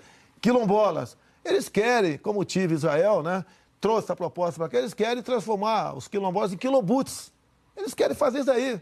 Agora, hoje em dia, eles estão presos dentro da sua terra. Sim, mas o interessante, então, não é acabar com, não, mas estimular um outro caminho. Aceito a tua sugestão, tá certo? Não precisa acabar outro caminho, você tem razão. E para que se desenvolva. E até, Gabriel, se quiser vender, que venda a sua terra. Candidato, o Brasil é um país muito rico, o senhor mesmo falou, rico de biodiversidade, mas rico também de sociodiversidade. São mais de 250 povos indígenas e eles são uma parte da força do Brasil. O Brasil é forte assim exatamente porque tem essa biodiversidade, essa sociodiversidade, essa diversidade de negros, brancos, índios. O senhor falou recentemente que se dependesse do senhor, os índios não teriam nem mais um pedaço de terra, um centímetro de terra. Eu errei. É nem mais 1 milímetro, certo? 1 milímetro. Tá. Agora é o seguinte, quando a gente olha assim com imagens de satélite, certamente o senhor já viu, imagens de satélite, as terras indígenas são as mais bem preservadas. E a gente precisa dessa preservação para proteção ambiental, para proteção climática. Mas a sua política para os índios qual é? Para respeitar essa sociodiversidade tão preciosa para o Brasil. Não. O que o índio quer? Que eu fui em Roraima, em Boa Vista, e conversei com vários índios lá. Tá? Eu também já visitei tribos indígenas. E principalmente tem até a favela de índio com a demarcação da Raposa Serra do Sol. Criou-se favela. Que o branco era casado com índia, a esposa podia ficar lá, ele não. É isso que aconteceu, é um crime que fizeram. O que acontece? Essas grandes reservas indígenas, Raposa Serra do Sol, a Yanomami, que tem o dobro do estado do Rio de Janeiro, tá? São terras cujo subsolo é riquíssimo. Tá? Foram demarcadas por pressões externas. Nós sabemos que pela autodeterminação dos povos indígenas, mais cedo ou mais tarde, essas grandes áreas podem se tornar independentes. E o índio quer se integrar à sociedade, ele quer um dentista, ele quer um médico, ele quer energia elétrica. Nós não podemos, né, fazer com que o índio continue vivendo dentro de uma reserva indígena como se fosse um animal em zoológico. É isso que acontece. O mundo está de olho no Brasil. Por acaso a senhora já ouviu falar no triplo A? Tá? Tudo bem, muito obrigado por ter balançado a cabeça. É um risco para o Brasil. Triplo A, Andes, Amazônia, Atlântico, né? Um corredor ecológico enorme que varia de 50 a 150 quilômetros de largura. São 136 milhões de hectares que decidiu-se que essa área é vital para o mundo. Nós vamos perder toda a calha norte do Rio Solimões e Amazonas. Nós vamos perder a Amazônia, a área mais rica do mundo. O que você vai fazer com os índios, se o senhor for presidente? Mantém as reservas e vamos integrar a sociedade. Como o Exército faz um trabalho maravilhoso tocante a isso, incorporando índios, tá certo? Às Forças Armadas. Eu já apresentei uma proposta para alguns generais. Vamos fazer com que alguns índios partam para a linha da estabilidade. Esse é o homem para defender a nossa Amazônia. Vamos preservar o meio ambiente? Sim. Mas não dessa forma que está aí, porque vamos acabar perdendo essas áreas, porque novos países, mais cedo ou mais tarde, surgirão dentro do Brasil. Deputado, para conhecer mais seu pensamento, quero voltar para a questão dos costumes, nós estamos falando aqui, né? O senhor cunhou a expressão abraço hétero, beijo hétero. Não tem saudades do simples abraço, do beijo, né? Tantos milhões de pessoas no Brasil que fazem a sua escolha sexual. Não é uma provocação, não é um deboche que o senhor faz? Não. Eu tenho 63, você está mais ou menos por aí, né? Estou com 60. Um pouquinho mais. Um pouquinho mais, né? Teu prazo de validade está mais vencido do que o meu.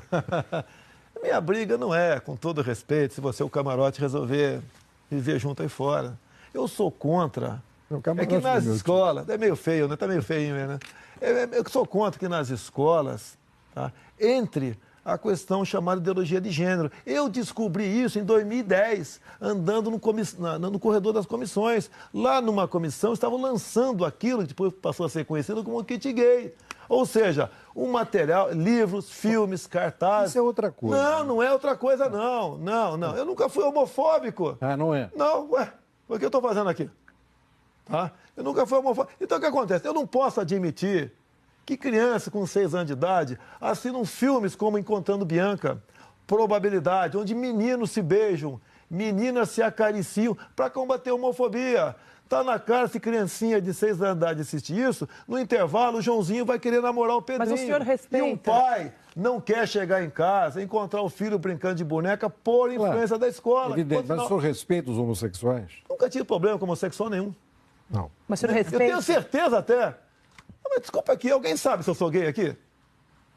Isso não é uma coisa que o senhor fala tanto em beijo hétero e tal, que às vezes o Freud vem a... Tá vendo? Eu desconfio de você também, Candidato. A sua maneira de gesticular, mas não tem nada a ver com a tua vida. E o que interessa não é se nós saímos daqui e vamos ali dormir com outra pessoa, não interessa o sexo. Cada um leva a tua vida como bem entender. Agora, não posso admitir, eu quero até repetir aqui, um pai não quer chegar em casa, encontrar o filho brincando com boneca por influência da escola. Será que eu estou errado nisso daí? Meu Deus do céu! Será que eu estou errado nisso? O patrimônio de um pai, de uma mãe, são seus filhos. E não querem se envolvendo precocemente na sexualidade. É só isso. Agora, como esse pessoal ativista não tinha argumentos para me demover disso, me rotularam de homofóbico. E hoje em dia está quase desfeito esse rótulo. O que tem de gay, páginas de direita gay no Brasil, como Smith House em São Paulo, tá certo? Tem tanto. Candidato. Hoje em dia eu acho, até eu sou capaz de comprovar que entre os gays eu ganho. Eu sei o mais votado. Candidato, o senhor recebeu auxílio moradia da Câmara dos Deputados, mesmo tendo imóvel próprio em Brasília. Numa entrevista ao jornal Folha de São Paulo, essa entrevista questionou o senhor sobre esse assunto e nós vamos ver a sua resposta. Como eu estava solteiro naquela época, esse dinheiro do auxílio moradia eu usava para comer gente. Está satisfeito agora ou não? Você está satisfeito agora? Estou satisfeito com a sua resposta. Não, porque essa resposta que você merece.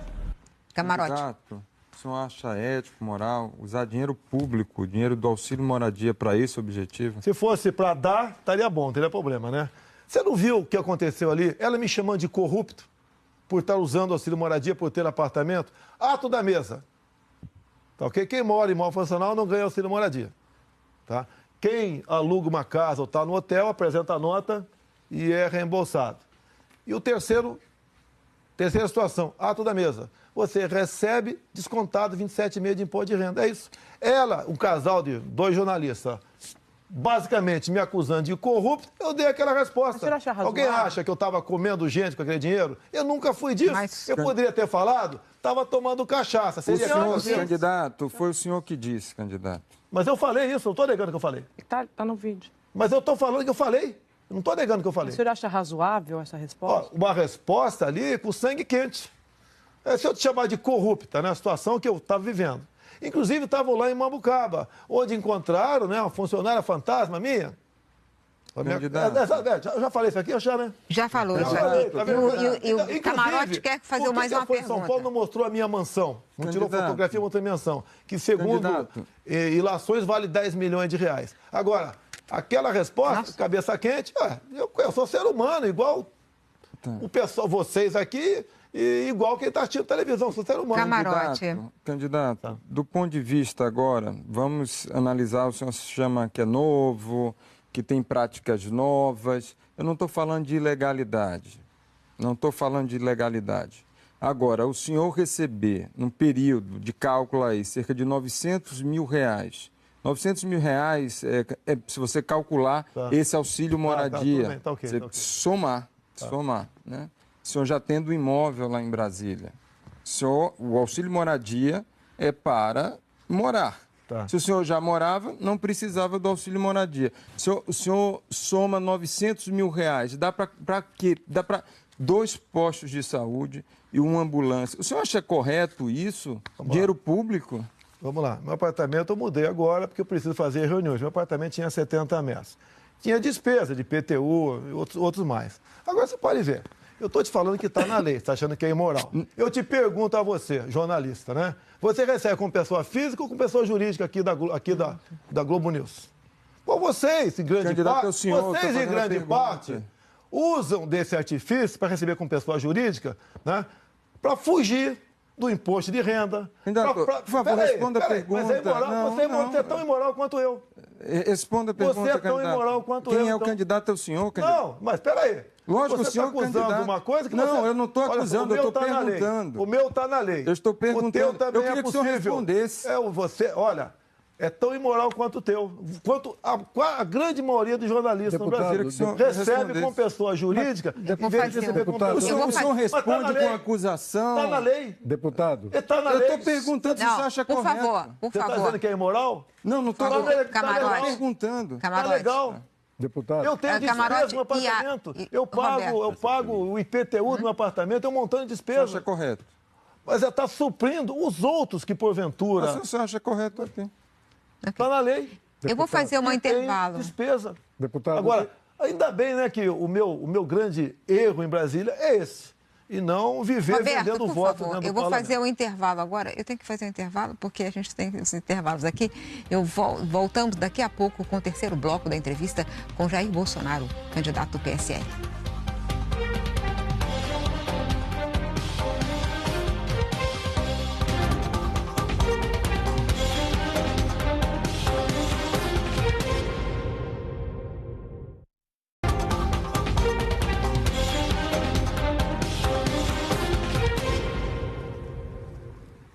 A central das eleições de volta e quem começa fazendo a pergunta é Mário Sérgio Conte.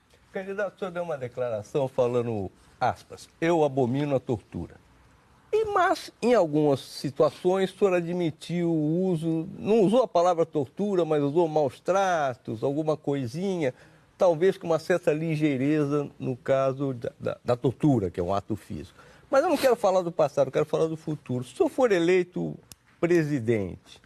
Olha, o Brasil é signatário de tratados e acordos internacionais. O último é o Pacto de São José da Costa Rica, que se refere à Carta da OEA e à Carta de Fundação da ONU, que classificam a tortura como condenável, abominável, indigna da conduta humana.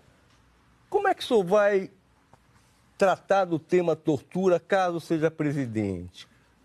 Mantendo os tratados, sendo radicalmente contra, punindo, ou com esse tom que o senhor está dando meio ameno de vez em quando? Olha, a palavra tortura cai em mim por ser militar. Não, estou falando outra coisa. É inadmissível a tortura. Eu abri falando isso. Não. Na própria Câmara, né? Eu cheguei em 91, capitão do Exército, não sei se o Gabeira estava lá. Tá? Cheguei em 94. Então, Gabriel, tinha um montão de ex-preso político, anistiado, etc., que o pessoal olhava para mim com muito carinho. E ali começou-se a discutir já, muitos falavam em rever a lei da anistia, não começou a Comissão da Verdade, foi mais tarde um pouquinho ainda, a Comissão de Anistia, etc. E ali, tá certo, nesses embates, tá, falavam coisas que não eram verdade, queriam se vitimizar. Algumas eram, outras não. E daí as caneladas minhas aconteceram lá dentro. Entrou a palavra tortura, falei, isso que dá torturar não matar. Mas foi num flagrante de uma briga parlamentar. Respondi processo por isso injustamente, porque eu tenho imunidade para falar o que eu quiser, mesmo que seja a maior besteira do mundo. Mas obrigado pela oportunidade, realmente é inadmissível. E no futuro? O senhor presidente mantém os tratados, vai punir com rigor a tortura? Já está na lei, né? O senhor defende algum tipo de Roberto Dávila. em interrogatórios? O senhor defende algum tipo de violência interrogatória? No interrogatória? passado eu falei algo parecido com isso, né? A questão de... Era comum sequestro no Rio de Janeiro. Lembro desse sequestro no Rio de Janeiro. Você deu um exemplo hipotético, discutindo. Você tem um garoto sequestrado que depende de um medicamento que vai morrer, e você pega o cara no orelhão, telefonando, e o cara não quer falar onde está o cativeiro. Tá? O que você tem que fazer com esse cara? Vai falar ou não vai? Vai usar o uso excessivo da força ou não? Porque a família está sendo torturada, aquela criança pode morrer. Qual tratamento tem que dispensar? É uma questão difícil. E naquele momento eu falei que ele tinha que abrir a boca, não interessa como. Deputados, contra todas as evidências, né? Inclusive os historiadores mais importantes, é claro que houve ditadura no Brasil, o senhor nega, né? Como é que nós podemos imaginar que o senhor presidente da República não vai fazer atos, aspas, ditatoriais, já que o senhor não considera que houve ditadura no Brasil? Olha, quem sempre quis o controle social da mídia foi o PT, não fui eu. Okay? Você pode ver, uma das marcas da ditadura é ter uma imprensa única. A TV Globo nasceu em 65, a revista Veja nasceu em 68. Agora me permite uma coisa aqui, por favor. Sim. Eu quero aqui elogiar, saudar a memória do senhor Roberto Marinho. Tá? Editorial de capa do Jornal Globo, de 7 de outubro de 1984. Abraço, senhor Roberto Marinho, abraço. Participamos da Revolução de 1964, identificados com os anseios nacionais de preservação das instituições democráticas, ameaçadas pela radicalização ideológica, distúrbios sociais, greves e corrupção generalizada. Fecha aspas. O senhor Roberto Marinho, o senhor acha que ele foi um democrata ou um ditador? O senhor... Acabei de falar. Por favor, me responda. Não, ele é um democrata ou um ditador? Eu vou lhe perguntar.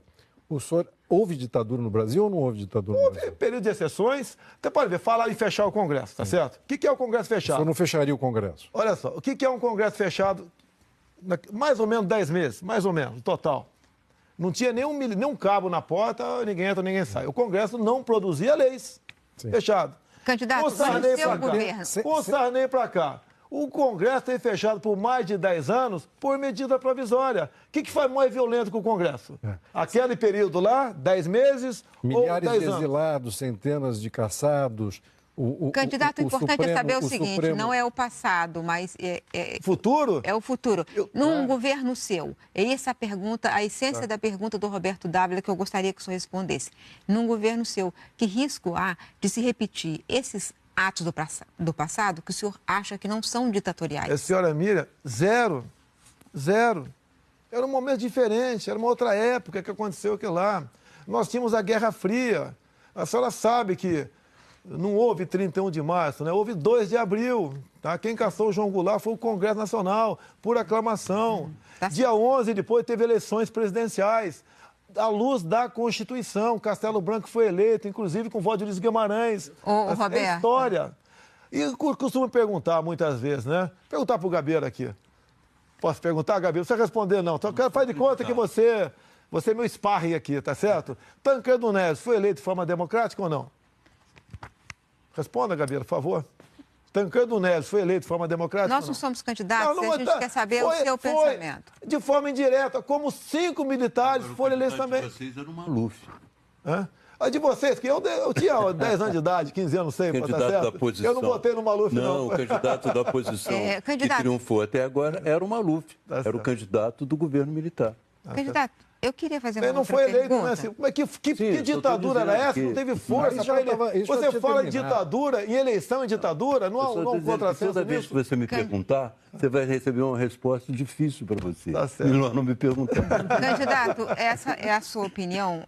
Ok, isso já manifestou? A gente queria perguntar outra coisa. Quero perguntar o seguinte. O senhor recentemente disse que pensa em aumentar o número de ministros do Supremo Tribunal Federal para 21. E isso aí foi pensado por governos autoritários. Por exemplo, Hugo Chávez. O senhor não se sente constrangido de repetir uma ideia que foi implantada por Hugo Chávez? Vamos lá.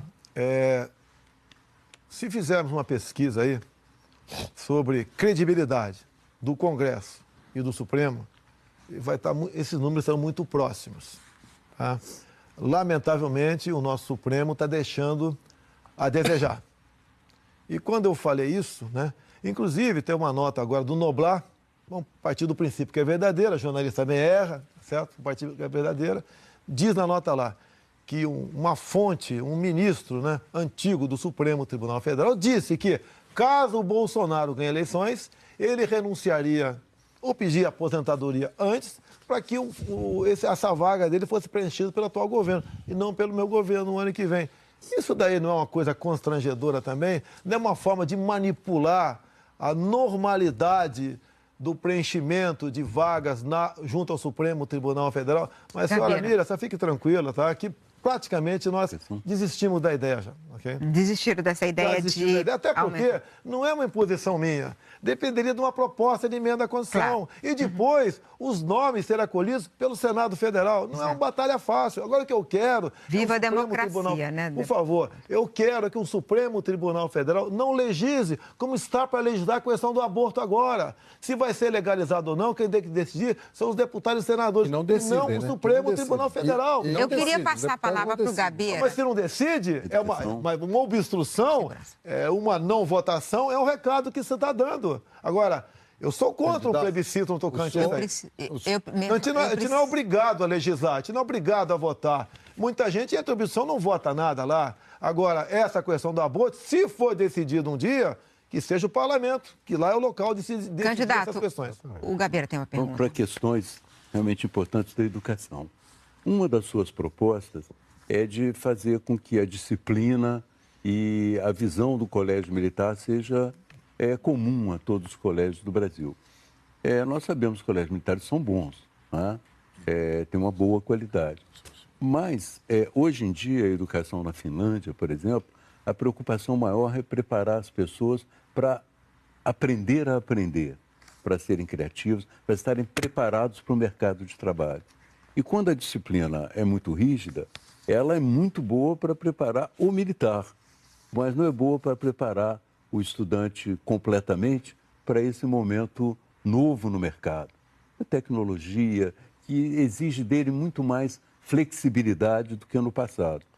Então, eu me pergunto, seria possível trazer a disciplina militar e a excelência dos colégios militares para os colégios do Brasil? Gabeira, não sei se entendi o teu questionamento, que você falou que eu tenho dificuldade, tá certo? Então, vou seguir a tua crítica, a tua observação aí. Você pode ver, ITA e IME são boas faculdades, universidades ou não? Não há dúvida. Olha só, em vez de o PP, o meu filho aqui, o Flávio Bolsonaro, negociando com o prefeito de Caxias, com o comando da PM, nós teremos a partir do ano que vem a primeira escola militarizada pela Polícia Militar aqui no Rio de Janeiro. E isso daí não é invenção nossa, isso está bastante difundido, em especial no Amazonas e Goiás. Estive em Anápolis, estive em Manaus também. Em Manaus, uma coisa surpreendente, Gabeira. Eu sei a tua sensibilidade. Eu conheço um pouco você. Você é uma pessoa extremamente educada, fina. Eu sou apaixonado por você, pode ter certeza disso, Gabeira. Pode ter certeza disso. E lá fui numa escola, um bairro, Gabeira, que era um bairro mais pobre e mais violento de Manaus. E foi botado uma escola lá. E nessa garotada incutiu-se o quê? Hierarquia e disciplina. Então, tudo que faz num quartel, a molecada faz lá, se apresenta, entra em forma, chama a professora não de tia, mas de senhora, não tem celular em sala de aula, não tem briga, mas não tem mais nada. E o percentual de aprovados em concursos é muito além do normal que acontece em todo. Então, nós estamos tirando o pobre da situação de miséria, com instrução e não com programas assistenciais. E eu acho, opinião minha, né, se alguém estiver errado, por favor, que acontece o seguinte, em cada uma comunidade pobre que nós temos aqui, temos Alemão, temos aqui Mangueira, temos tantas, tem a própria Rocinha, tá certo? Se ali embaixo pintar um colégio dessa forma, militarizado, eu acho que vai ajudar em muito, e muito mais que a própria UPP, que, no meu entender, exauriu-se e não deu certo mais aqui. Intervalo, agora vai ter um intervalo. A preparação do colégio militar para o militar é muito boa, mas a preparação de um colégio militar para um mercado caótico e que demanda flexibilidade já não é tão adequada. Gabeira, o objetivo da educação é formar um bom profissional lá na frente. O que nós estamos formando hoje em dia? Militantes de esquerda. Qual é a preocupação no ensino básico? É ideologia de gênero. Meu Deus do céu, está tudo errado. Candidato, e curso também, você tem que gastar menos aqui embaixo do que lá em cima. Eu preciso fazer um intervalo. A Central das Eleições faz mais um rápido intervalo. Voltamos já com o último bloco dessa entrevista com o Jair Bolsonaro.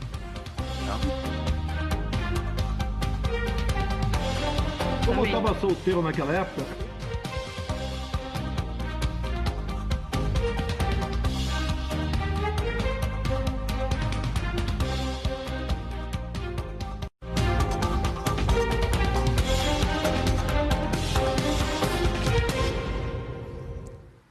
A central das eleições está de volta e hoje entrevista Jair Bolsonaro, candidato do PSL. Nesse último bloco, a gente vai fazer um ping-pong de perguntas e respostas curtas.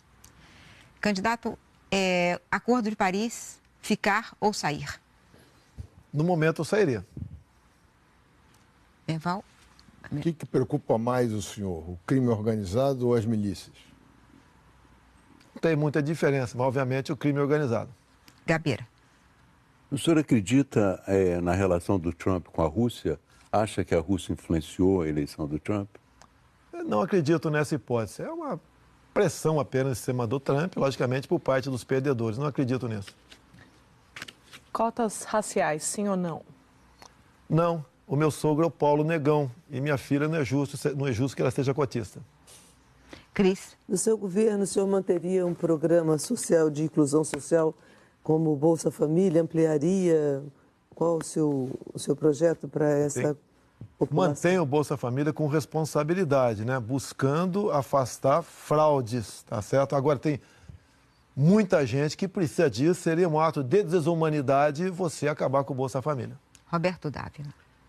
Veja como, às vezes, o preconceito, né, destrói uma relação. Né? O senhor ficou 2 horas e meia numa cadeira vermelha. Se sentiu bem?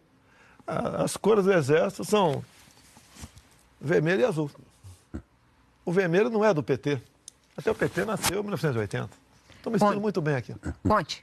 O senhor se considera fascista? Não, muito pelo contrário. Eu acho que nem aqueles que me chamam de fascista, nas ruas de vez em quando, nem sabem o que é isso. Qual a sua referência como líder internacional hoje, na atualidade, e por quê? Eu gosto do Trump. Tá? E isso pode perder voto? Paciência, não vou perder a minha originalidade e a minha sinceridade. Por quê? Ele está fazendo a América grande, criou empregos à vontade lá. Inclusive, informação de agora há pouco, um assentador lá de azulejo está ganhando $120 por hora. Gostaria de fazer isso que o Trump está fazendo lá, acabar com o desemprego, dar emprego para todo mundo. E o senhor seguiria a mesma posição de Donald Trump e transferiria a embaixada brasileira da sede de Tel Aviv para Jerusalém? Sim. Candidato. Mesmo com nossos amigos árabes. Candidato. Olha, aqui é um país onde todos se dão muito bem. Todos aqui, tá certo? Mas lá é diferente. Não temos problema. Lá é diferente, mas eu sou apaixonado pelo Estado de Israel e me dou muito bem com os outros, né? Árabes, sírios, sem problema nenhum. O Ministério da Saúde, quem o senhor colocaria se o senhor fosse eleito? No meu entender, tem de preferência um médico e gestor. O senhor tem alguém já? O nome já existe, mas ele pede sigilo por enquanto. Candidato, o senhor diz que a segurança pública será melhor se todos puderem portar uma arma. E há estudos internacionais mostrando que, ao contrário, a liberação das armas aumenta os homicídios. O senhor continua achando que deixar todo mundo se armar é uma solução?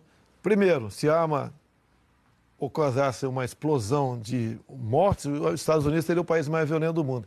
Eu quero que o referendo... Mas os Estados Unidos é um país violentíssimo, é o país que tem mais gente presa.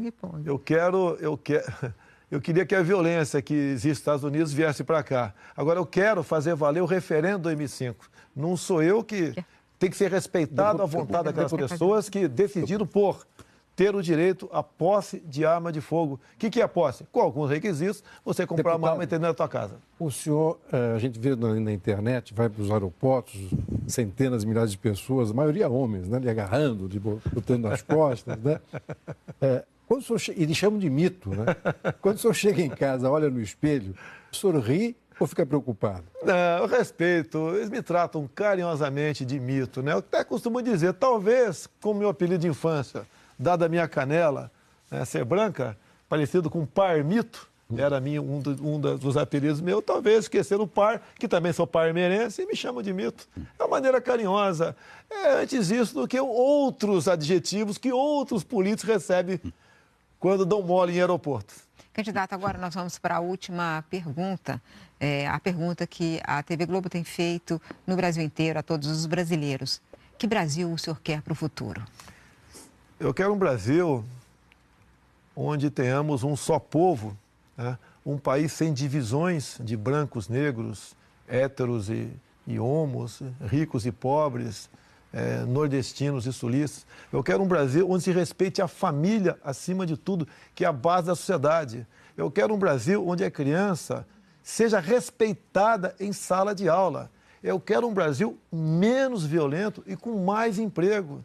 Eu quero um Brasil negociando com o mundo todo sem o viés ideológico. Eu quero um Brasil que invista em pesquisa, em desenvolvimento, para explorarmos nossa biodiversidade e agregue valor em nossos outros recursos minerais que nós temos aqui. Eu quero um Brasil sorridente, que se abra para o turismo, dado a condições de segurança e infraestrutura. Nós temos tudo, mas tudo para sermos uma grande nação.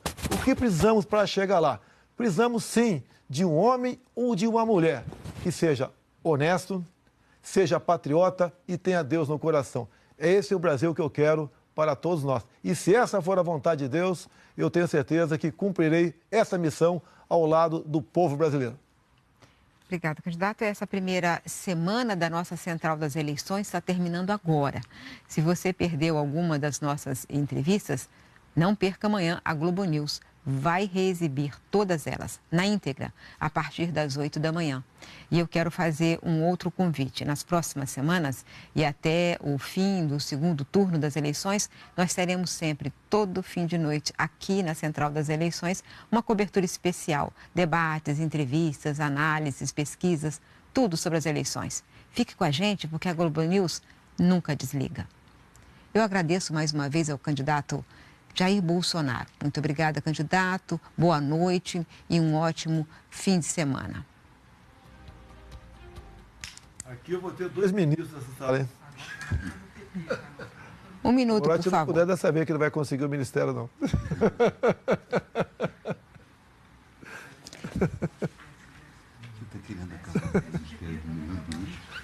Fala, Gabriel. Eu queria que esperasse um pouquinho, porque tá...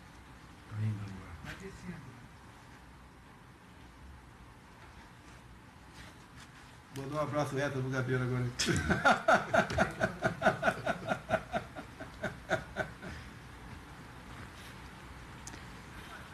Em relação às declarações do candidato Jair Bolsonaro sobre o Globo em 1964, o Grupo Globo emitiu a seguinte nota, abre aspas. O candidato Jair Bolsonaro disse há pouco que o Roberto Marinho, em editorial de 1984, afirmou que participava do que chamava de Revolução de 64, identificado com os anseios nacionais de preservação das instituições democráticas. É fato.